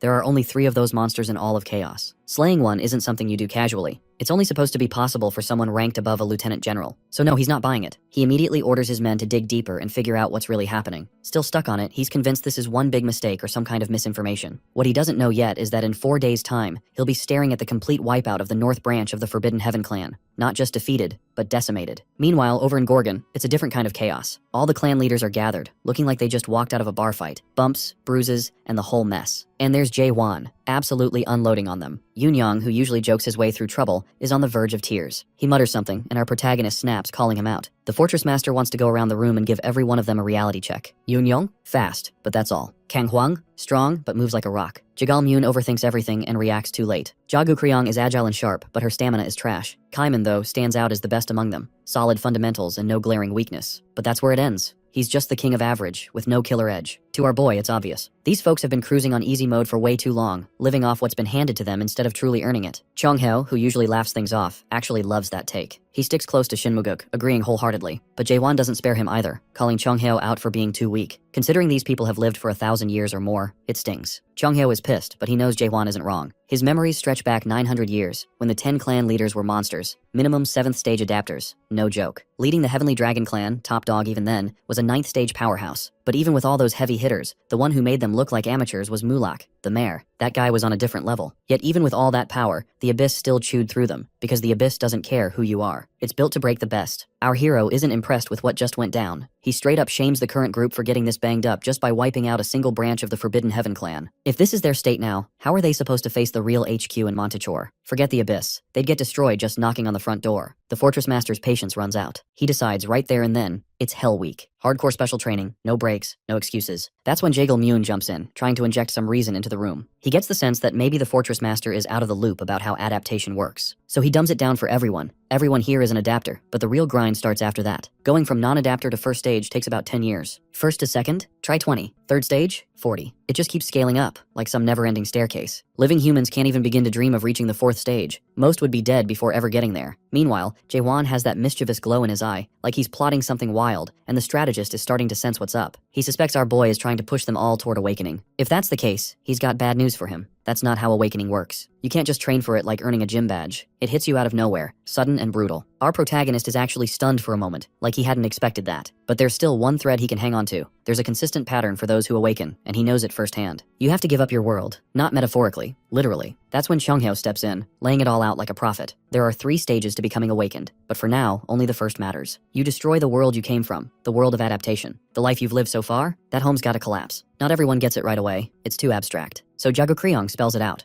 Let go of your status, your systems, all the nonsense you've been conditioned to believe. Forget everything you thought was true about power and progress. Yoon Young, for once, finds her words surprisingly insightful. She wonders how a guy like him ever became a clan leader. He doesn't get offended. He's already back to chilling. The man's an overcharged adapter, his potential nearly unlimited. He's got natural ability with everything. When Yoon Young puts it that way, he sounds like some next-level prodigy, especially since he can grow 100 times faster than your average adapter. That's no small feat. Overcharged adapters are rare. Even the 12 lords are part of that group. Kang Huang rolls his eyes at this. Half of it, he claims, is just good marketing. He points out that everyone here is an overcharged adapter too. Except, here comes the shocker. Kaiman isn't. Out of everyone, he's the odd one out. No special engine under the hood. That's wild, considering how skilled he is compared to the rest of the clan leaders. The thing is, Kaiman doesn't care about any of that. He's ready to toss away all his talent, his world, even his sense of self, just for power. The only thing he's determined to hold on to is his burning hatred for those 12 lords. That obsession fuels him. Ja Gu Kryong steps in and tries to talk some sense into him, reminding the Southern Sea Clan leader that he's talking about wiping out everything. Gone, vanished, erased. She brings up the Great Disappearance, which is yet another can of worms our boy hasn't even heard of yet. By now, Jaewon's used to this kind of lore surprise. He raises an eyebrow, curious about what's coming next. She explains that around 700 years ago, cracks began appearing all over the Almighty Land, back when everyone was locked in battle with cultivators. The cracks weren't just phenomena. They were more like a rogue terrorist group with a clear message: reject the current world, awaken yourselves, and head for the Forgotten Land. The monarchs responded by agreeing to wipe them out. The philosophy those rogue adapters preached? It matches up a little too well with what the Fortress Master is now suggesting. Jaehwan wants the crew to let go and aim for true awakening. That same message. Back then, the cracks managed to rally thousands of adapters to their cause. The wildest part is that no one knows where those people ended up. It's like they disappeared from reality. Poof, gone, as if they never existed. Ja Go-Kryong isn't just sharing this on a whim. She's narrating because some of the returners were her friends. A handful made it back, claiming to be awakened, at least first stage, but they were never the same. Whatever they saw, wherever they went, it changed them fundamentally, and that mystery is still unsolved. They came back deeply damaged. Our protagonist isn't in this for drama. He genuinely wants to know what happened to those who called themselves awakened. Because, from his perspective, there haven't been many around lately. That's when Ja Gu-Kryong drops the real bomb. Every single one of those who returned eventually killed themselves. Straight up, they couldn't handle it. Some suffered complete mental breakdowns, others faded into madness, and a few lost their memories entirely. No matter what form it took, amnesia, insanity, unbearable knowledge, it all ended in the same place. Identity collapse. Existential nightmare territory. They all ended up claiming, in some way, that they no longer knew who they were. Our boy gets it now. He draws a clear line. He's not part of the cracks movement or any cult, but he won't pretend this new road is safe or easy. It's as dangerous as it gets, and Ja Gu-Kryong is right to be wary. That's why he won't force anyone. He only wants volunteers, not blind loyalists, but people willing to face whatever this is head on. So there's just one more question to answer. What's he going to do with the ones who don't volunteer? Jaehwan's never been the type to leave anyone behind. He's not going to toss them aside. He'll help them grow in their own way too. Even if Ja Gu-Kryong still thinks this is another setup for disaster, he sincerely wants everyone to grow stronger, to adapt and evolve beyond anything they've known. She facepalms at hearing his evolving spiel again. The Fortress Master still acts like he couldn't care less about the full context. He basically ignored Jaegil-Myun's explanation that constant training isn't going to magically leap them up the adaptation ranks in a week. But it seems our protagonist has a workaround. Next, everyone follows him to a strange building none of them have seen before. Mitchell is already there, standing like a proud mechanic, letting Jaehwan know everything's ready to go. Yoon Young's the first to notice it. The entire building is built from the horns of horned beasts, elite-level craftsmanship. The Fortress Master makes sure no one is left in the dark. He wants every single one of them to understand exactly what kind of hell they're signing up for. Suddenly, their notification panels light up.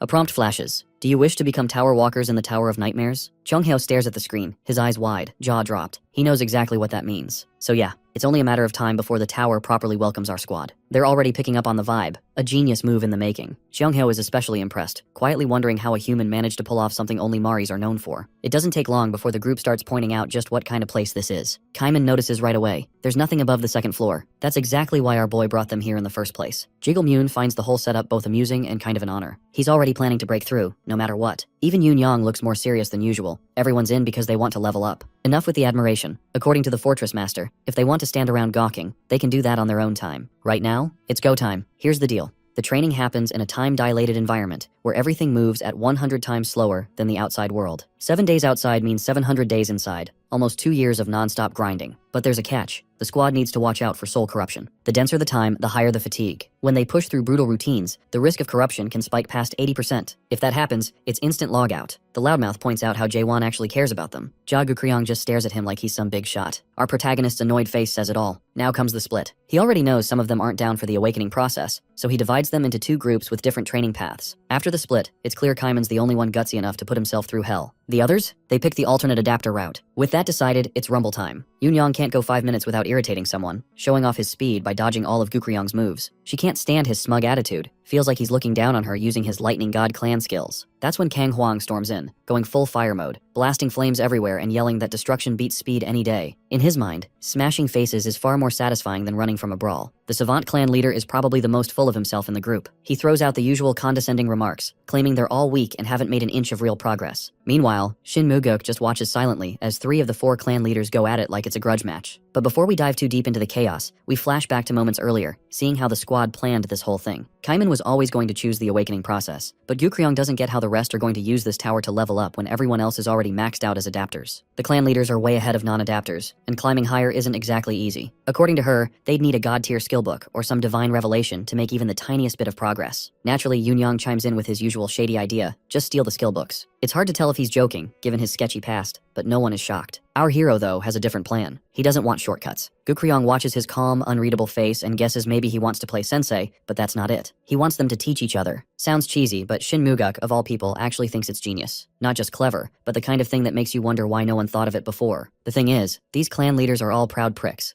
Never would have come up with something so cooperative on their own. Even now, learning each other's skills is a long shot because they just can't stop arguing about who's the strongest. But even with all that dysfunction, Shin Muguk's got a gut feeling these idiots will level up. Somehow. Miraculously. At least he hopes. Meanwhile, his thoughts drift upstairs to Kaiman. If anyone's really suffering right now, it's him. Cut to the swordsman, drenched in sweat, swinging his blade. He's lost all sense of count. Could be 10,000 swings, 100,000, maybe 1,000,000 by now. His arms are running on pure muscle memory, waging war against himself. Even now, the fortress master treats him like a rookie, reminding him to breathe between slashes, calling him out for skipping beats, saying he'll never hit real strength unless he fixes it. Kaiman keeps questioning the process. Is this really how you awaken? Is this what it takes? But Jaewon shuts down that kind of thinking quick. No room for doubt. They talk about why Kaiman's frustrated. It's just being stuck. The only sound beyond the coaching is the swish of his blade. He's not missing the other adapters. He's not even comparing himself to them. He just thinks he's not that talented, not built for this kind of change. But our hero doesn't buy any of that. He draws a line between Kaiman and the overpowered adapter brats with egos the size of continents. The swordsman's not some cocky clan leader. He's got heart, grit. That matters more. Consistency, purpose, and willpower beat raw talent every time. Awakening isn't for the gifted, it's for those who bleed for it. Just when Kaiman's about to doubt himself, the fortress master gives him a vote of confidence, makes it clear he trusts him, and asks for trust in return. That spark is all it takes. Kaiman doesn't just swing, he shifts, now hitting with real power. If she didn't know before, she would now. Chung-hyo made up his mind ages ago. He's done with the crack's inhuman psychopaths. That doesn't stop Seola from trying. She's determined to convince him he's got it all backwards, that the cracks are actually fighting for humanity. They're the only ones left who still care. But the mayor isn't buying it. To him, the whole thing's broken. The cracks drag people down, use humans as fuel for a twisted plan, all while acting like saviors. As if anyone with sense would fall for that. In his eyes, the cracks don't matter anymore. Their time as a real force is long gone. Now they're just clinging to cult glory. Even the lords once marked them as a threat, but after the Great Disappearance,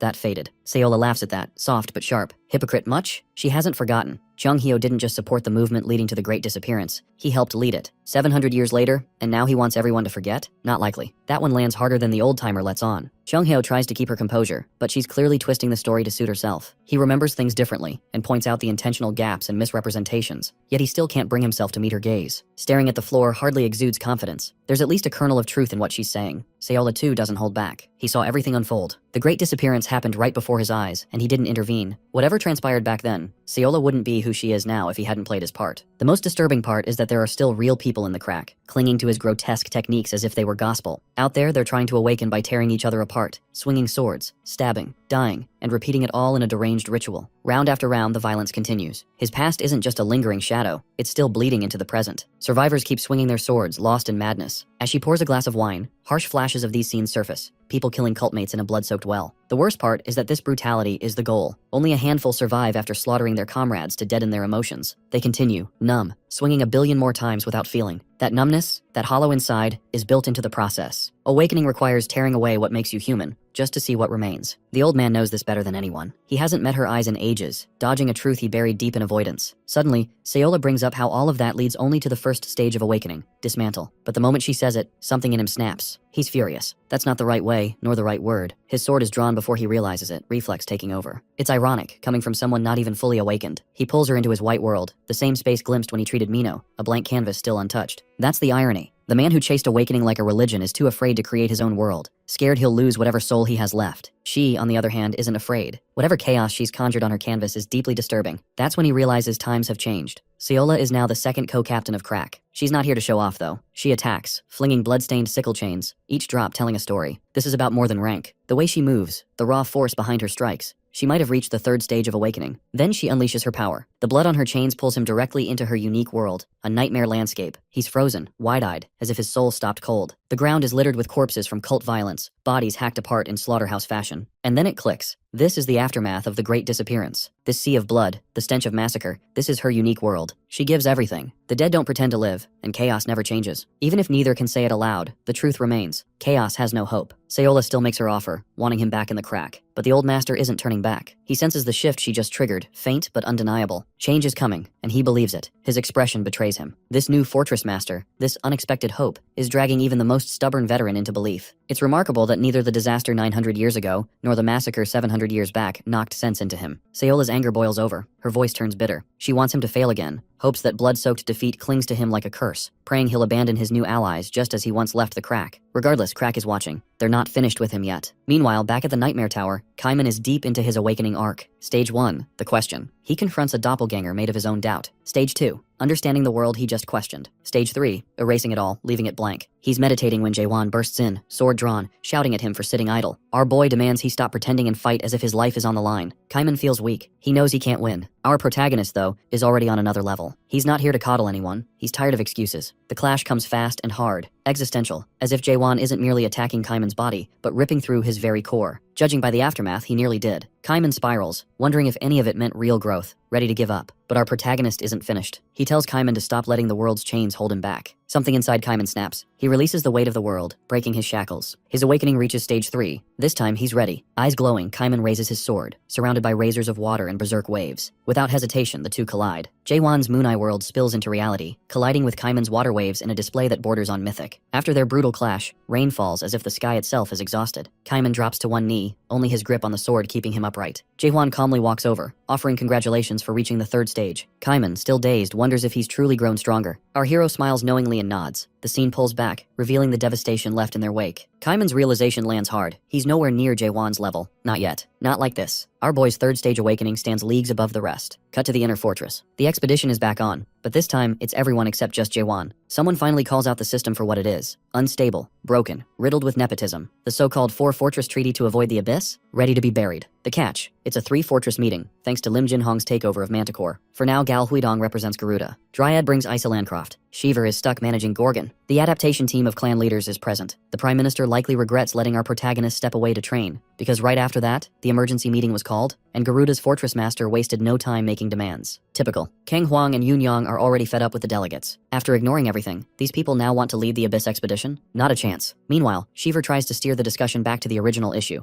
the hidden clans. But the real problem is the missing awakened heroes. Technically, the Prime Minister can fill in, but in matters like this, the fortress masters make the decisions. Jaewon, in Gal Huidong's eyes, is still just a 60-year-old kid. The 8th stage adapter says so openly. Putting our boy in charge of the Abyss expedition, to him, is like tossing car keys to a toddler. Yoon Yang isn't standing for it. The instant Gal Huidong throws shade, Yoon Yang snaps, lightning crackling, fists clenched, ramping up the tension in the room. He warns the Golden Monarch to choose his words carefully. Honestly, his aura just leveled up from sheer audacity. But in true form, Yoon Yang didn't think it through. Did he expect the delegates to stay calm while Garuda's fortress master is threatened? No way. At this point, it's beyond politics. It's personal pride. The adapter team has had enough, and with Kang Huang stepping in, it's clear they won't sit this out. Everyone in the room feels it. They won't let Gal Huidong or the so-called Almighty dictate leadership of the expedition. The decision is made. Our protagonist will captain the expedition. End of story. No votes, no debate. Before anyone can blink, our boy Jaewon's ever-loyal lapdog is already out on the training grounds, throwing hands with none other than Garuda's top dog. It's too late to wonder what Yoon Yang was thinking. Gal Huidong indulges him with some sparring, not one for talking things out. The kid fires back, suggesting that the fortress master is scared of him, which Huidong finds amusing. He tells Yang to take the first move, a break-a-leg kind of gesture, but Jaewon's follower isn't waiting around. He's already darting forward, moving too fast to track, only the lightning crackling around him betraying his position, a clear warning. The fortress master tries to compliment Yang's speed, but he doesn't even finish the sentence before the brat's airborne, coming in with a full-on lightning strike. The veteran definitely wasn't expecting that. A stage 7 adapter pulling a stunt like this is not the infamous lightning-slinging brat from before. Still, the fortress master isn't an easy opponent. Reality sets in. There's only so much a stage 7 can do against a stage 8, no matter how flashy the moves are. He takes the hit and shrugs it off without a scratch. then retaliates with the golden meteor chakram, sending a swarm of disc shields at Jaewon's sidekick. Kang Hwang and the rest of the crew are losing it, watching their guy get hammered. Meanwhile, the Fortress Master is already celebrating, picturing himself in the expedition captain's chair. But the joke's on him. Yang isn't down, not even close. He's back up, lightning still arcing around him, warning everyone that round 2 is about to get wild. The Lightning Kid points and tells his opponent he's about to see something unforgettable. As the meteor discs power up, he surprises everyone by unleashing a fire technique, one that's way too close to Kang Hwang's to be a coincidence. The Fortress Master isn't giving out gold stars, especially not after Yang follows it up with Jaegil Myun's notorious 8 invisible traps move. He freezes, catching the implications. Some of these so-called clan leaders must have swallowed their pride. Who trades away a legacy just to get their hands on someone else's technique? It's pathetic, but even the Fortress Master has to admit that pride doesn't pay the bills. Suddenly Yang, knives in hand, closes the distance and lands a brutal hit. The Fortress Master's chest shows the dagger wound. That's enough to make him angry. Maybe the lightning brat pushed it too far, because now his opponent isn't holding back. With the meteor chakram accumulating and his aura swelling, Jaewon's follower realizes he's kicked a hornet's nest. Mayhem erupts. Delegates, security, and even the Fortress Master's own men scramble for the exits, trying to escape before the spinning discs tear up the training ground and turn it into a rocky sandstorm. The destruction is immediate, but Isa Landcroft and Shin Muguk remain watching. The Garuda Master calls out the lightning brat, taunting him to survive this storm. Catching a bolt of lightning, he suddenly realizes he might have spoken too soon. At the height of the sandstorm, Yang cuts through the rocky tornado, closing the gap with ease. He even gestures mockingly at his opponent, a sarcastic pat-you-on-the-head move. The Storm Slasher counters the Meteor Chakram with the Servant Clan leader's Cloud Dragon series Heavenly Sword attack. In a flash, he's got his knife pointed at the Fortress Master's forehead. Shin Muguk steps in immediately, signaling that things are going too far. The mediator tries to calm the situation, reminding the Fortress Master that this is over. There's no need to summon the Guardian Horn Beast Garuda, an anti-dead god weapon. The Garuda boss pulls back just in time. With disaster averted, the Fortress Master admits defeat and acknowledges that Yang dared to fight like that. Seeing that chaos has been avoided, Muguk announces that since Garuda's master has accepted his loss, he'll be taking on the next challenger for captaincy, and extends the invitation to Isa if she wants in. She wears her timeless tense expression. Then without warning, Ja Gukryong runs across to the other side. Muguk can't figure out what she's up to, and then she declares she's switching sides, clearly convinced the odds have shifted. A man's voice echoes from the training ground entrance, challenging Muguk. It's the 9th stage adapter, the Jade Mask Golden Monarch Bang Sheonil. Our protagonist knows him in Chaos as Mr. Fruit Stealer Asshole, a prominent figure among the monarchs who snatched the fruits all those centuries ago. Jurgen Shiver and Muguk especially want to hear why he's come to Gorgon after everything he pulled. Sensing the tension, Bang Sheonil insists they should leave the past behind. He says this is about the present and invites Muguk to join him in setting things straight, claiming the Steel Monarch misses him. Shin Muguk can't decide which is more pitiful, Heoyu accepting Bang Sheonil, or Sheonil choosing to serve under the Steel Monarch. The man points out that Lord Heoyu is so forgiving, while Shin is stuck in the past. In the Jade Monarch's view, at least martial artists should stick together. Muguk greets Sheonil with a sword strike, 9 centuries of betrayal burning in his veins. The Jade Monarch blocks the blow with a bare-handed jab, forcing him back. What Shin can't comprehend is how these guys managed to win over the Priestess clan leader, the Fortress of Garuda, and Dryad. Sheonil just shrugs, calling it mere homage in exchange for advice, more of a display of cooperation. He blocks another swing with just his hand, making it clear that the Gorgon Fortress Master and his loyal followers are the ones causing trouble by chasing a deluded dream. Truly pitiful. For the first time in a long while, Muguk loses his composure. He's been the calm voice of reason, but now he can't stop himself. Isa Landcroft observes, thinking his outburst is more than justified, yet she experiences a flashback of a conversation with Heoyu's warrior, who emerges from the shadows to speak with the Dryad Fortress Master. Isa appears torn, caught between doubt and a sense of justice, but Heoyu's warrior reminds her that the Forbidden Heaven nuisance isn't the real threat. The bigger danger is the new Gorgon Fortress Master. This isn't just a gut feeling. If the Steel Monarch himself thinks Jaewon is dangerous, there's weight to the warning. Our boy has been striving to unite chaos for reasons nobody but he understands. And as ever, with every new threat, there's that persistent, senseless hope of something grander. When our protagonist moves to bring chaos together, bloodshed will follow, unavoidable. Heoyu's warrior tells Isa she knows this already, and there's no point in turning a blind eye. She has 960 years of experience to weigh his claims. He even brings up something that happened 90 years ago as proof, hoping to clear her doubts. She seems convinced at least enough to keep those past mistakes from repeating. Whatever they plan in that flashback, it's about the upcoming Fortress Summit, just a week away. Back in the present, it's clear that Muguk is struggling against Sheonil. The Jade Monarch, while blocking every attack with his palm, tells the old-timer bluntly to give up. Muguk turns to land the Heavenly Sword attack, but Sheonil's only reaction is amused composure. The Monarch blocks the swing with his clenched fist. The gap between a level 8 and level 9 adapter is undeniable. Sheonil leans in, whispering that Shin should pick up some adapter skills and stage upgrades before trying again. In a flash, Sheonil thrusts his palm into Muguk's chest, knocking the veteran back several feet. Even though the strike is uneventful, it's lights out for Shin. Ja Gokryong can only watch, stunned by how overpowered these monarchs are. What's even more alarming is that this Jade Mask Golden Monarch, ruler of the 12th region, isn't even the Grand Monarch. Above him still sits the Grand Monarch, followed by the lieutenant general, then the major general. Shay O'Neill is only a brigadier general, rank 3. Gu Cryong realizes they have been planning an abyss expedition as midgets, facing giants they can't even reach. Chaos never had the odds on its side. Shay O'Neill turns to a speech, saying these chaos upstarts are in desperate need of a reality check. They might earn their ranks and throw parties down in chaos, but compared to the monarchs, they're nothing. As he's talking, an attack nearly grazes him. Muguk, battered but far from finished, is back on his feet, surprising even Shay O'Neill. All he manages is to stab the monarch's hair though. The Jade Monarch warns him not to press his luck. Staying in the fight will only get him killed. Shin refuses to back down, spitting that the monarchs only won last time by stealing the resurrection fruits. Chaos lost comrade after comrade, and no one from that day has ever truly moved on. Shay O'Neill watches his old friend's persistence and considers that perhaps Shin has finally chosen death. Muguk charges, fury blazing, aiming to cut him down with a sword strike that's noticeably different. Shay O'Neill's face finally changes as Muguk switches to the Heavenly Destroyer form. Still, the monarch neutralizes it with his bare hand, activating the bottomless pit technique. Maybe they really are not worthy of reaching for the stars. Shay O'Neill grabs Shin's face, reminding him that they couldn't change anything 900 years ago, and they're sure not going to change anything now. Jiggle Moon's look makes it clear that Shin is in serious trouble. Shay O'Neill tells him to blame their new master Jae-won for what's about to happen. Suddenly, a figure emerges from the shadows, apologizing for arriving late. It's none other than the ever-drenched awakened one, Kaiman. He steps forward, announcing that the fortress master will be late, and maybe it's best if the fighting is left to him. Water drips steadily as the new Kaiman draws his sword. Prime Minister Jurgen Sheever, hearing of Ji-won's delay, already doubts the squad will even make it past the starting line. Still, Kaiman signals to Sheever that he's got this under control. There's plenty of doubt. After all, even Shin Muguk, with all his grit, couldn't manage to win against Bang Shay O'Neill. Yet Kaiman doesn't even blink. He stands calm, absolutely sure of himself. At the same time, Kaiman tells the other clan leaders to evacuate the rest, get them as far from danger as possible. Jigal Moon suggests teaming up against Bang Shay O'Neill might be the smarter move, but Kaiman is clearly working some angle the others don't see. He steps forward, prepared to face the Jade Face asshole alone. Kaiman knows exactly who the Jade Mask Golden Monarch is. What Bang Shay O'Neill fails to realize, at least at first, is who he's up against. Then it clicks. This is the same weakling from back in the day, the one not strong enough to make the expedition cut. Kaiman gives a nod. Bang Shay O'Neill hopes the kid's improved, because he's done wasting time on the weak. Kaiman welcomes the chance. He'd be more than happy to teach his opponent a lesson. Kaiman pulls his sword against Bang Shay O'Neill, and the monarch's eyes light up.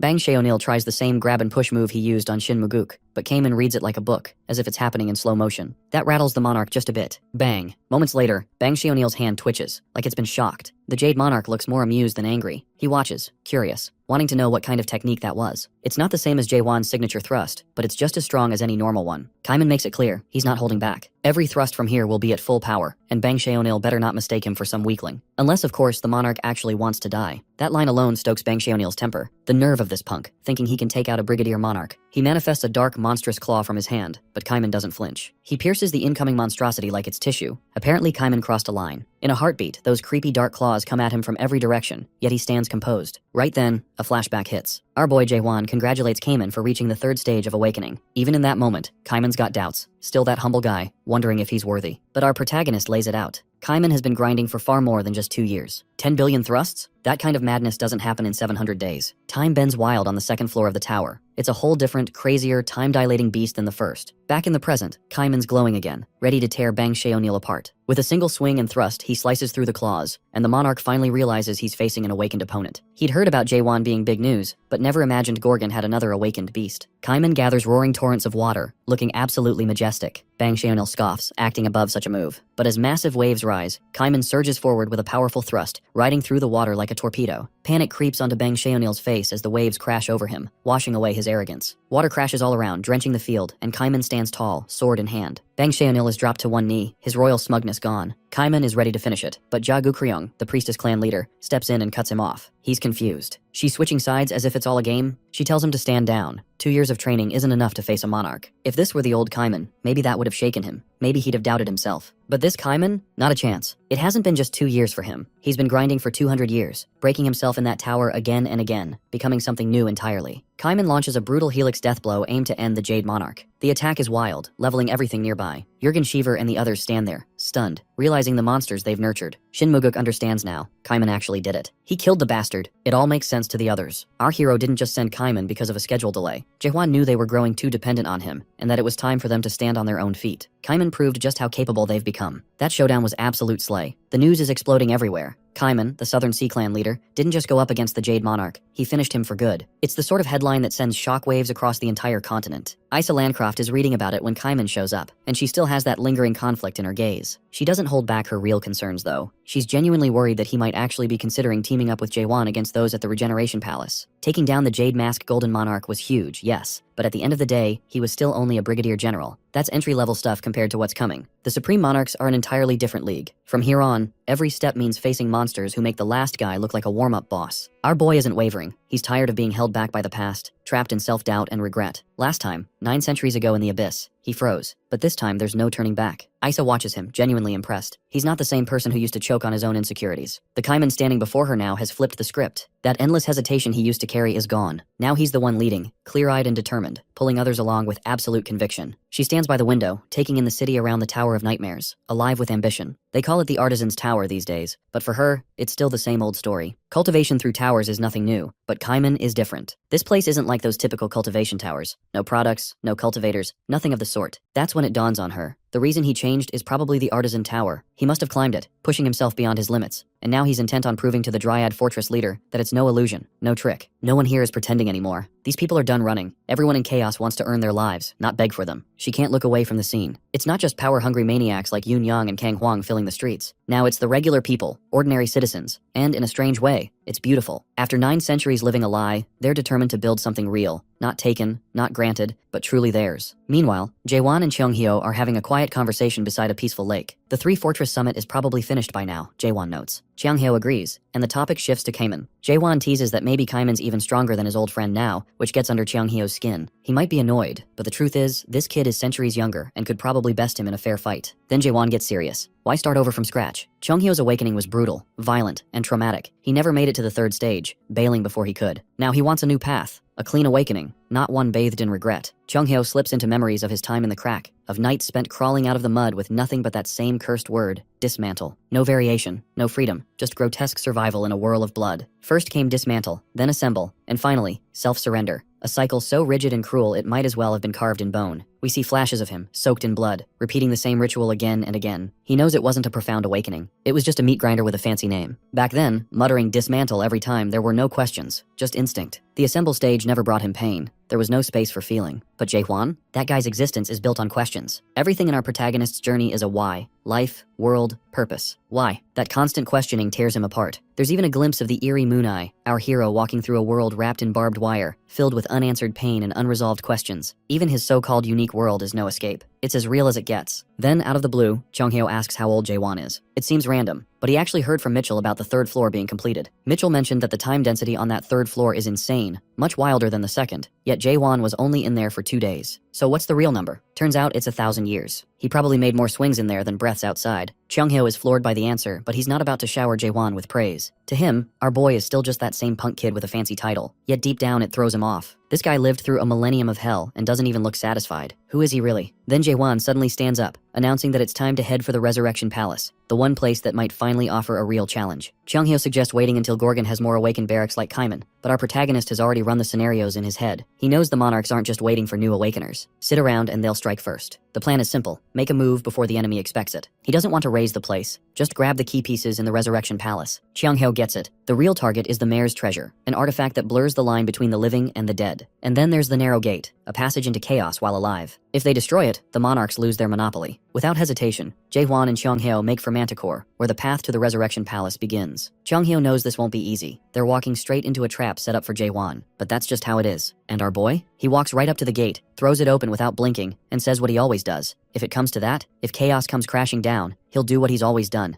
Burn through it. Jaewon charges into Manticore Fortress with 0 plans. No sneaking, just full send. Cheonghyo suggests they could have slipped in quietly through the alley, but our boy's set on doing this loud. They'll need all their strength for what's coming, and Manticore isn't even the final boss. He unleashes his aura, draws Doc Bull, and goes feral, thrusting, swinging, and slashing like a storm. Meanwhile, Lim Jinhung watches the chaos unfold on his holographic screen. Every rumor about Jaewon? All true. With reports of the Northern Forbidden Heaven base and the Path of Waves, everything finally clicks for him. If only he'd gotten that highlight reel a bit earlier. The irony isn't lost. He's supposed to hunt down this so-called product for the Pitch Darkness Lord, and now here it is, stomping right up to his front door, loud as hell. A female voice cuts in, clearly thrilled to see the battlefield being wiped clean. She's not curious anymore about why the Pitch Darkness Lord wants this product. This is no routine logistics run. Siren dances with excitement as Doc Bull flashes across the screen, grinning wildly. Lim Jinhong tells her to watch her language, not even pretending to be impressed. She drops onto the throne beside him like it's her personal couch. He's uptight about Miram etiquette and protocol, while she couldn't care less. She's here for the spectacle. Our protagonist is out there erasing people one by one, each dropped with a single blow. Listening to her commentary grates on Lim Jinhong's nerves, but she didn't show up just to annoy. She came to deliver news. The Jade Mask Golden Monarch, Bang Sheonil, appeared in chaos. He already knew Bang had been stirring up Garuda and Dryad fortresses, trying to sway the fortress masters, and helped wipe out the undead they'd sent there. Brief flashes show the carnage left in his wake, twisted remains of those abominations. What gets under Lim Jinhong's skin most is how these monarchs treat the treaty to stay out of chaos like a joke. First the Pitch Darkness Monarch, now the Steel Monarch. Just another proxy war. A game. It's true, but Siren isn't here for gossip. She brings the real bombshell. Bang Sheonil got himself killed. Lim Jinhong is stunned, even more so when he finds out it wasn't a monarch or massive army. It was just a clan leader who did it. In his mind, not even all the clan leaders together could have pulled that off. But Jae-won didn't assemble pushovers. He built a force. The Southern Sea Clan leader alone proves it. This isn't about clever tactics. These guys are diving straight into madness. Killing the Steel Monarch's Bang Sheonil? That cocky dog? Brave? Not really. Suicidal. A move like that doesn't go unnoticed. The monarchs all watch each other like hawks in the almighty land. One death and the whole balance shifts. Kaiman just kicked the hornet's nest. Before Lim Jinhong can spiral too far, Siren snaps him back. Jaehwan's coming, so what's the play? He barely blinks. He's smug. The plan's simple. Send the demon warriors. Siren's own handcrafted nightmares. If Jaehwan wants a dramatic entrance, they'll give him a hell of a welcome. Jaehwan walks with Chung Hyo, roasting him for wondering how a bunch of nobodies wound up steering the Forbidden Heavens world domination plot. Our boy admits he has a point. Then the bandaged figures appear. Just like those undead from the previous Fortress Master's ceremony, they crawl out of the darkness, the nightmare only beginning. The squad is surrounded. Evil energy chokes the air. Whatever these things once were, they're now walking corpses with a pulse. One voice cuts through the mess, delighted as if he spotted a celebrity crush. He calls Jaehwan the Pathfinder. Word travels fast. A bandaged figure steps forward, mouth torn to the ear, half his face covered, voice grating. Chung Hyo freezes when the creature calls him by his old divine healer title. How does this monster know that? Then it hits him. This is Heinz, once a guard at the Southern Gorgon Fortress. He used to tend the wounded, collect demon horns, stay loyal for a century. That boy now stands twisted beyond recognition, but Chung Hyo remembers the grateful, righteous guard he used to be. He stumbles over his words, begging Heinz to return to Gorgon and leave this mess behind. Heinz doesn't budge. Then he snaps. Not with anger, but with memory. 100 years ago, the Crimson Masaha clan stormed the southern checkpoint. Peace was shattered in a heartbeat. Blood covered everything. 50 guards, including the inspector, were slaughtered. Heinz was the only survivor, wounded and alone. Chung Hyo, of course, had been absent for the whole massacre. By the time he arrived, Heinz didn't scream. He begged to be trained, to become stronger, to stop it from ever happening again. Chung Hyo just gave him the big picture speech. Injustice happens sometimes. He offered sympathy, but nothing more. Heinz buried his grief the only way he could, through pain and persistence. He bled, broke, rebuilt. Justice died somewhere along the way. He tears off his mask. Beneath it is bone, no second eye, a skeletal horror. Chung Hyo freezes. The kind second stage adapter he once knew is gone. Standing before him now is the vice clan leader of the Forbidden Heaven clan. Catching up is over. It's time to fight. Heinz grabs his wicked sword, offhandedly mentioning he's heard the Gorgon Fortress Master only ever goes for thrusts. He sounds almost eager. In seconds, he's got Balkan's 8 fangs aligned, turning his blade's aura into a fanged monster manifestation. He follows up with his signature move, Carotid Sever, lunging in with everything he's got. But Jaehwan just tears through the wild, swirling aura like it's nothing. Boom! That beastly energy shatters with a single thrust. Heinz is stunned, unable to comprehend what just happened. One of his followers, panicking, suggests they take our protagonist down together. It's desperate, but it beats getting destroyed one by one. Heinz gives the order, and suddenly it's a full surround. Little do they know, this is our boy's comfort zone. His eyes begin to glow as if possessed. Meanwhile, Lim Jinhong is losing it back at court, unable to believe the dead demon warriors are getting torn apart like background extras. It's terrifying. He knows the only way they can take Jaehwan down is if he himself, someone almost as strong as the monarchs, joins the field. Because sure, our protagonist is a powerhouse, but if they pile on hard enough, even he might fall. But there's a catch. Jaehwan is still the chosen product of the pitch black monarch. Hitting him too hard is like picking a fight with fate. If they mess up, it won't just be a lost fight, it'll blow up everything from the roots up.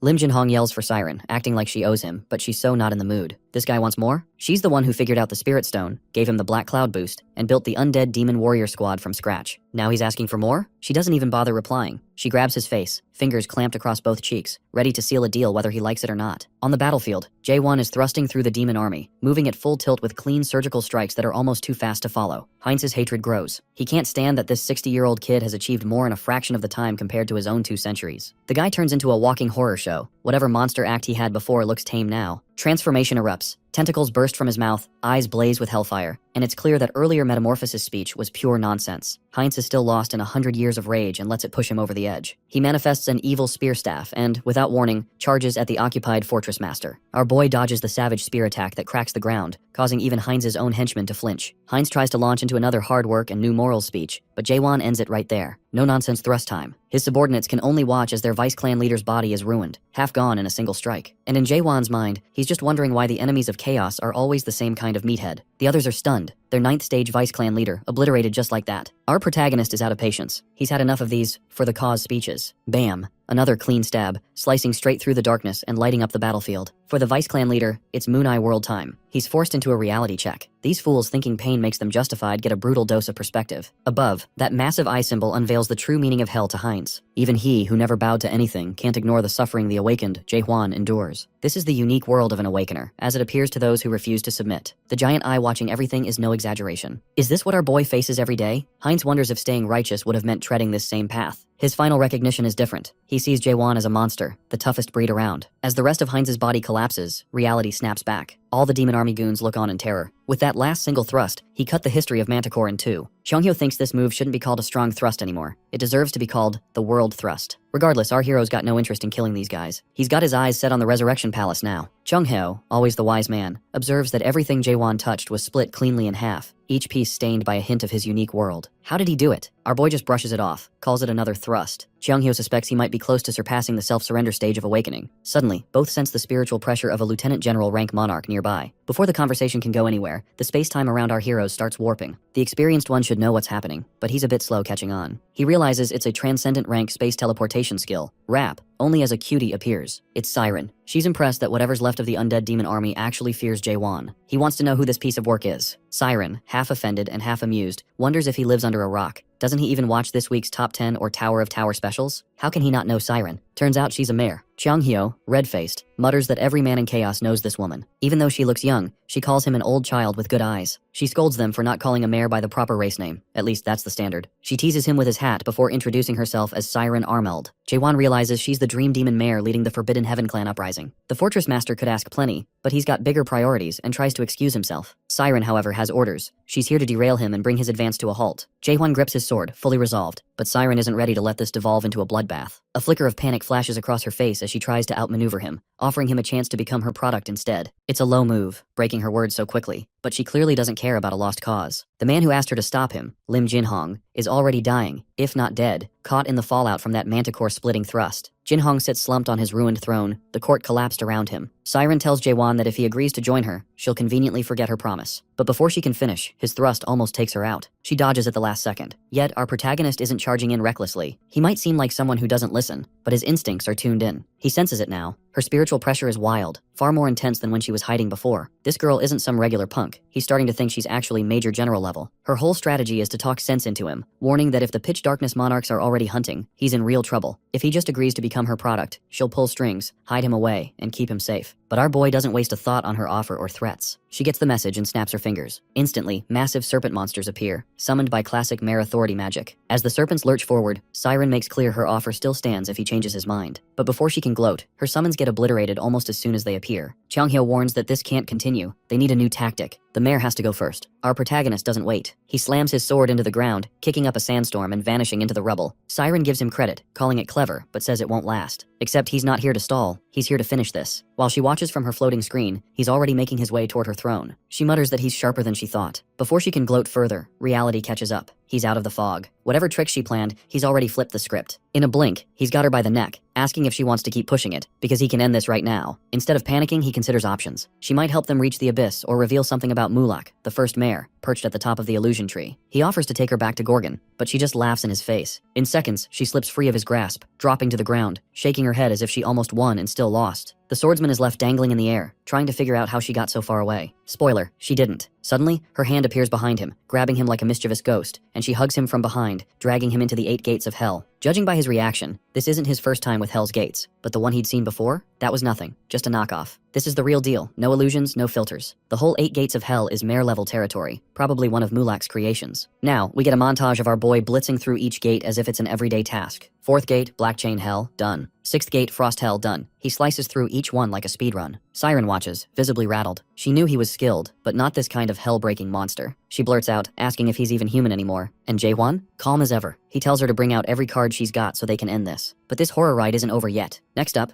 a gate crawling with arms opens, revealing a massacre built from his own memories. Blood-soaked visions heavy with guilt and trauma. Siren makes it clear, no one has ever made it past the 7th gate. Even with all his fire, our protagonist is staring down the hardest trial of his life. Then, out of nowhere, a vision hits. Himself, younger, staring back and demanding to know who he really is. In an instant, he's plunged deep into a psychological nightmare, more dangerous than anything he's faced so far. Our boy finds himself dead center in a psychological circus, face to face with an army of himself, each pulled from a different era of his wrecked timeline. There's the young version, wide-eyed and raw. The soldier scarred and cold, one fresh out of the tower arc, blood still in his stare. And they're all talking. Not glitchy illusions, not puppets. These are fully aware, fully him. He knows what this place behind the 7th gate is meant to do, shatter the mind before it breaks the body. So he draws his sword without a flicker of hesitation. It's game time, but it isn't the faces that cut deepest. It's how these versions think exactly like he does. They move like him, size him up with the same ruthless precision. This isn't just a boss fight, it's self-destruction on repeat. Outdated or not, every last one still fights with his lethal edge. Even so, instinct takes over. The first strike needs to be his, no hesitation. Most don't have the finesse he's earned lately. They thrust and swing, but they're missing the edge. He starts taking them down, quick and clean, avoiding their eyes. Then, smoke creeps in, thick and familiar. He turns, expecting another killer clone, and sees himself again, from those tower days. Haunted, silent. But this one doesn't attack. He just pleads, tells our protagonist to stop. The smoke curls tighter. It doesn't feel like illusion. The stink of old wounds, of memories that should have stayed buried, is suffocatingly real. He swings anyway and cuts the figure down, but as it falls, he knows where the smoke is coming from. It's one of those pioneering memories, the kind that chokes him. Nearly all his memories are soaked in violence, but this one stands apart as a paradigm shift. In it, a man enters a blood-splattered room, tears streaking his scarred face as he faces the then Corporal Jaewon. He apologizes, voice broken, then raises his rifle under his own jaw and pulls the trigger. Before dying, he says if our protagonist were in his place, he'd understand. The younger Jaewon screams, not numb yet to horror. That man had been his counsel and successor, harassed relentlessly until the night he shot every superior who tormented him. Jaewon was the only one he spared, so the man spent just 15 days in detention. His final statement, Jaewon never participated in the abuse. That was probably when our hero first began to hate the system. Long before he entered a world of skills and screens, he'd already lived inside a broken order, one that hid, devoured, and suppressed its own people. Chaos was only different because it didn't pretend. He's reaching his limit. Every swing, every version of himself he cuts down, is another step into a psychological minefield. It doesn't matter who stands before him, a grizzled veteran, a teenager, even a child. Each demands the same question. Who are you? With every answer left unspoken, something inside cracks. Siren just stands there, watching like it's the best entertainment she's had in centuries, practically craving popcorn. She recalls how those awakened always complain about the self-surrender stage being a horror show. Letting go of who you were and becoming someone new isn't supposed to be easy. For awakeners, it's even worse, since they're hyper-aware, scarred by too much life and too many memories. It's soul-crushing. Chunghyo keeps trying to snap him out, yelling, shaking, but our protagonist doesn't respond. Even Mary's dream demons have ended themselves in this place, unable to bear it. And Jaewon is only human, forcing his way through torment made for something far beyond. This isn't just about killing himself over and over. It's about watching every memory dissolve, until nothing is left to prove he ever existed. In a life like his, forgetting is inevitable. The echoes keep coming. Versions of him screaming, demanding, "Who are you?"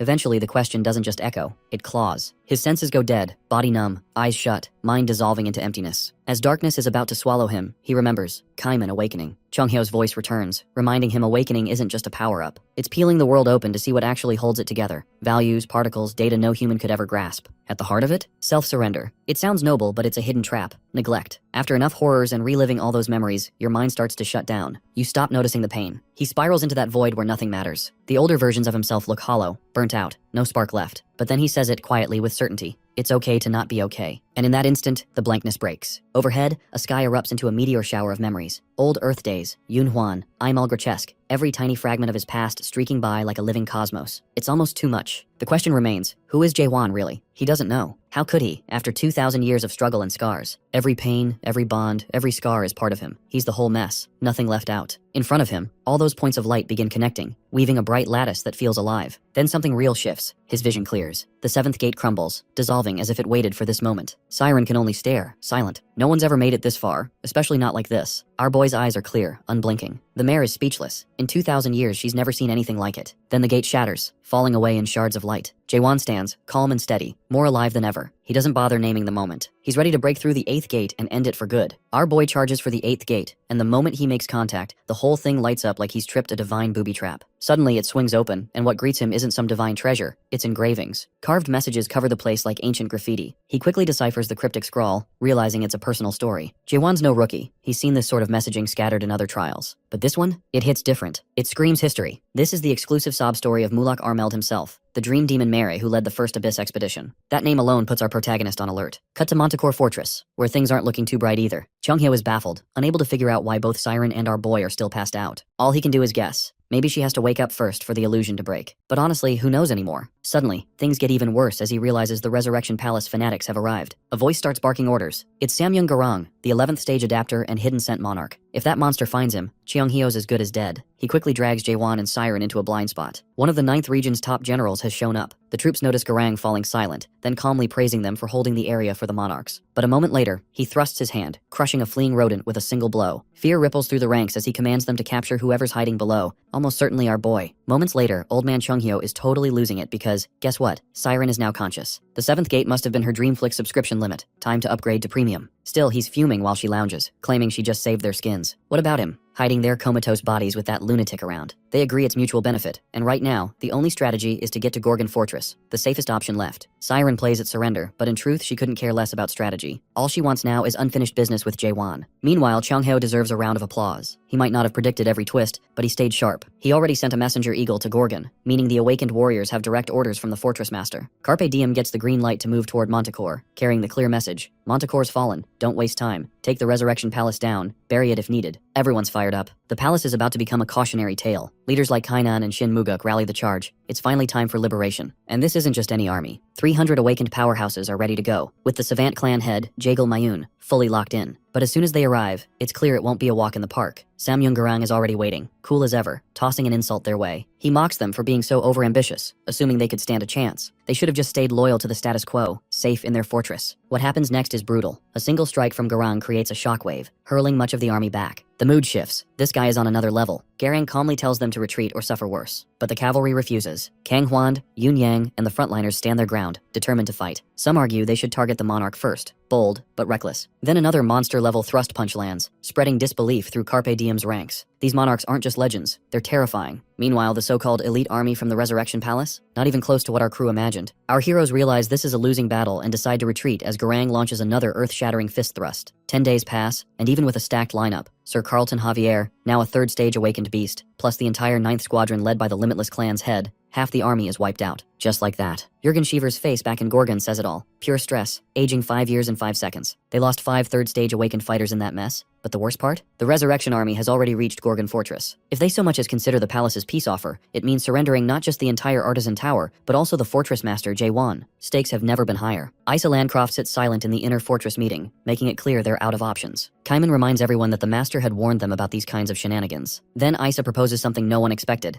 If cornered, maybe they'll have to seek out Heoyu, Lord of Steel. Everyone knows the Pitch Darkness Lord is stirring trouble, and maybe that chaos could actually help. The Resurrection Squad is crawling in from the 9th region, and Heoyu's got a massive grudge against the guy who broke the treaty. So Isa figures, maybe it's time to use that rage. But Jurgen objects, pointing out the obvious. They killed Bang Shae O'Neill. Kaiman executed the Jade Mask Golden Monarch just days ago. That's not something anyone can ignore. Then again, with monarchs, death doesn't always stick. If someone dies in chaos after passing the narrow gate, they can respawn in their original body back in the Almighty Land. Kaiman concedes it's an option but draws a hard line. No help from those Almighty Land jerks. He wants Isa to be clear. Chaos has to defend chaos. There's no shortcut. Meanwhile, our protagonist is still deep in his epic slumber, while Siren, ever the watchful mare, keeps her eyes locked on him like a silent guardian. Someone really ought to keep quiet around the patient, but to be fair, the tension is thick enough to cut. They've spent days trying to wake Jaewon, yet nothing works. Chunghyo is losing his mind, while Siren just sits back, doing nothing. He demands to know what she did to him and when she thinks he'll wake up. She brushes him off, telling him to be useful if he's so desperate. Really, Siren? 10 days of her spells and still no progress. And why is she even sticking around? He always figured she was loyal to the Pitch Darkness Lord, but she's over that now. She's seen something that changed everything. Our protagonist might actually break through the 8 gates of hell, No small feat since those gates were designed for mares, not humans. Chonghyo doubts the gates will pose any real challenge for Jaewon, but that hope is all they've got. Siren mentions she taught the skill to the Savant clan, thinking anyone could use it. Few realize just how rare it is to clear the gates. Even in the rare cases when humans tried, it was always humans who cast the gates, not mares. They just aren't made for this kind of ordeal. But Jaewon is different. He broke the 7th gate like it was nothing, and now he's out facing the 8th alone. In context, anyone who survives the 8th gets some serious cosmic spoils. Clearing it should earn someone the title King of Freaking Chaos. Yet the reward turns out to be some raggedy legacy from her godfather, Mulak. Chonghyo barely has time to make sense of how insane that is before, boom, our boy wakes up, looking anything but fresh. His face still wears the marks of hell. He gets up, silently catches up on everything, and heads straight for the inner fortress meeting, even though the room is thick with people ready to offer him up to stop the Resurrection Palace's power grab at Gorgon Fortress. Chonghyo tries to stop him, knowing the Fortress Master is worth more than any treaty, but Jaewon just strides past, not even glancing back. Ultimate disrespect, but whatever. The doors to the inner chamber slam open. Jaewon walks in, Siren and Chonghyo following behind. Kang Hwang, Kaiman, and Jurgen Sheever light up.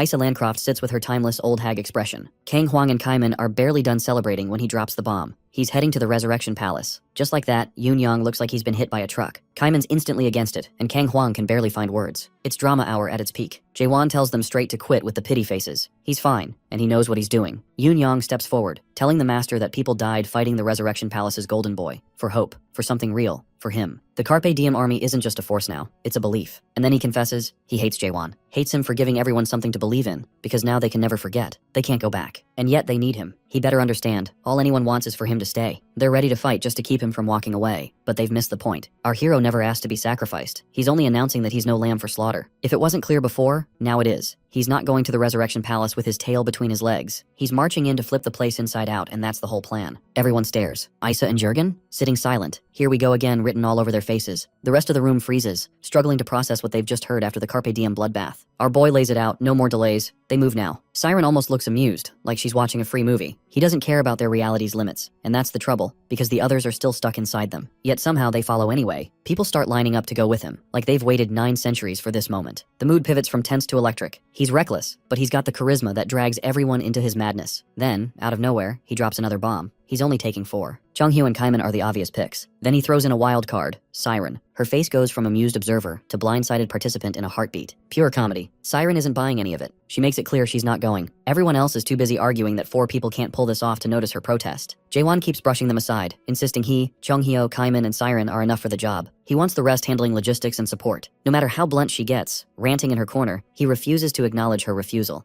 Isa Landcroft finally states the obvious. Will nuking the Resurrection Palace actually help chaos, or just unleash something even worse? No one really knows what keeps chaos together, and if the regime falls, countless factions might pop up out of the chaos and rip everything apart. Yoon Young cuts through the debate saying forget unity, burn the palace first and figure out the aftermath later. Most agree that destroying the narrow gate should be the main goal. The Fortress Master points out there are still ways into chaos, even if the gate gets closed off to the monarchs. Meanwhile, Chonghyo and Siren are mock-fighting like kids, oblivious to the apocalyptic stakes. Yoon Young, nearly losing it, can't believe monarchs might actually choose death just to return to Carpe Diem. Our boy raises the one question no one wants to face. What if this entire effort to crush the Resurrection Palace doesn't even affect the monarchs? He's not running from the possibility. He's ready for the worst. Just then, Siren's done playing around. She grabs him to make it clear she's not joining this madness. But our protagonist doesn't flinch. He's tuned out her refusals, because deep down, he knows he's got one ace she can't resist. The mystery behind the 8th gate of hell. Her curiosity is burning now. She has to know what Godfather Mulak left behind. And for that, she needs to be in. They strike a simple deal. She helps him. He shares the secrets of the 8th gate of hell. The 4 of them head straight to her workshop. Kaiman calls it a shrine. Dolls, posters, the whole I'm your idol display. Chonghyo grumbles as he skims through the gear, muttering that fame ruins people. Siren snaps back that most of it was made by her godfather, Mulak.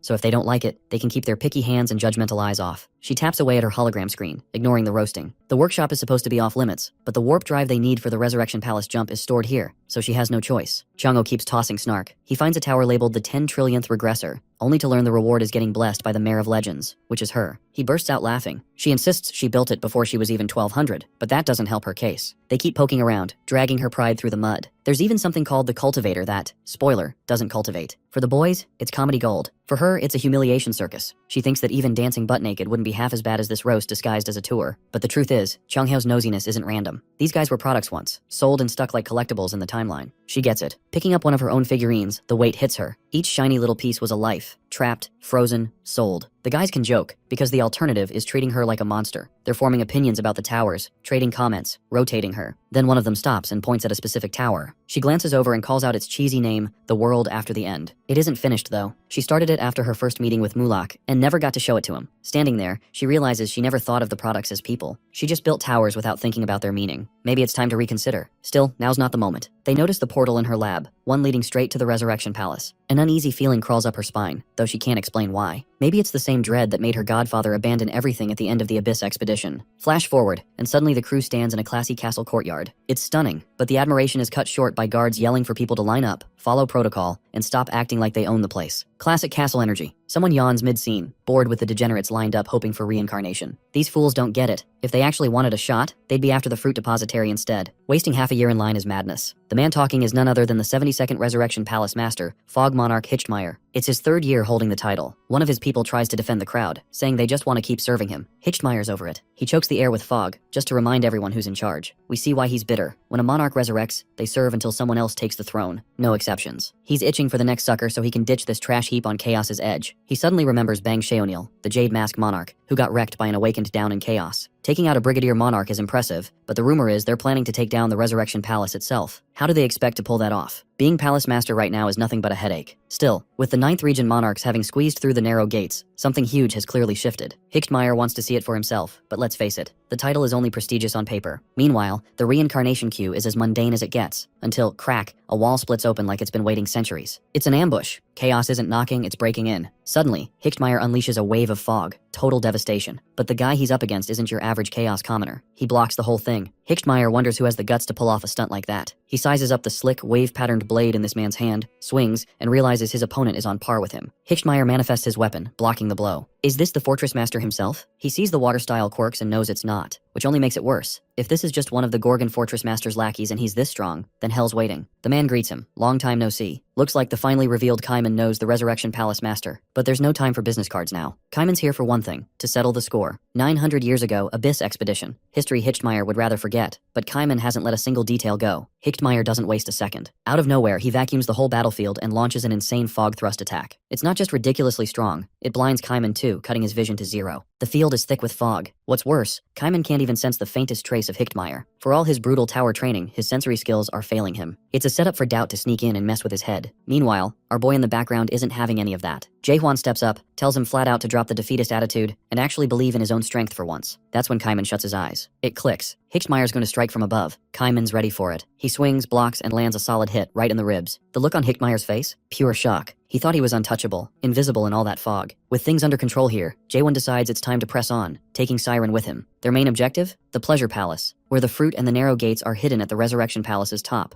The vibes coming off that place aren't good. Given the situation, Chongheo and Kaiman are left to hold off any lackey brigadier monarchs who might try to storm the Pleasure Palace. And storm in they do. Soon, two old-timers enter the scene, the Seven-Fear Monarch and the Firewheel Monarch. As the fog clears, a shadow steps forward. The Firewheel Monarch calls it out instantly. No need for stealth, since it's obviously Chongheo. Sure enough, he steps out, wielding a giant staff and making it clear he's ready for business. The two monarchs, however, are unimpressed. They were expecting Jaehwan himself. This? Just the divine physician playing soldier. Coming all the way to the Resurrection Palace without backup? To them, it's a death wish, and they seem eager to help make it happen. Chongheo sizes up the situation fast. His first swing is dodged, and their weapons are anything but decorative. They warn him, brigadier generals are on the move, and soon the place will be crawling with powerhouses. Chongheo doesn't blink. Instead, he locks in a shield, battle ready, and manifests a dragon. His message is clear, bring it on. We jump to the Pleasure Palace, and it's exactly what the name suggests. Monarchs lounging like they're on vacation, surrounded by beautiful women, each monarch being personally served in style. The whole scene is pure indulgence, as if nothing could possibly go wrong. But the timid monarch, Rika, who's more observant than bold, nervously points out that something outside is clearly brewing. Before chaos can fully break loose, Rika suggests they check it out. But who has time for that with all these chaos girls serving up pleasure? The second and fourth dragon monarchs just laugh, shrugging off the warning.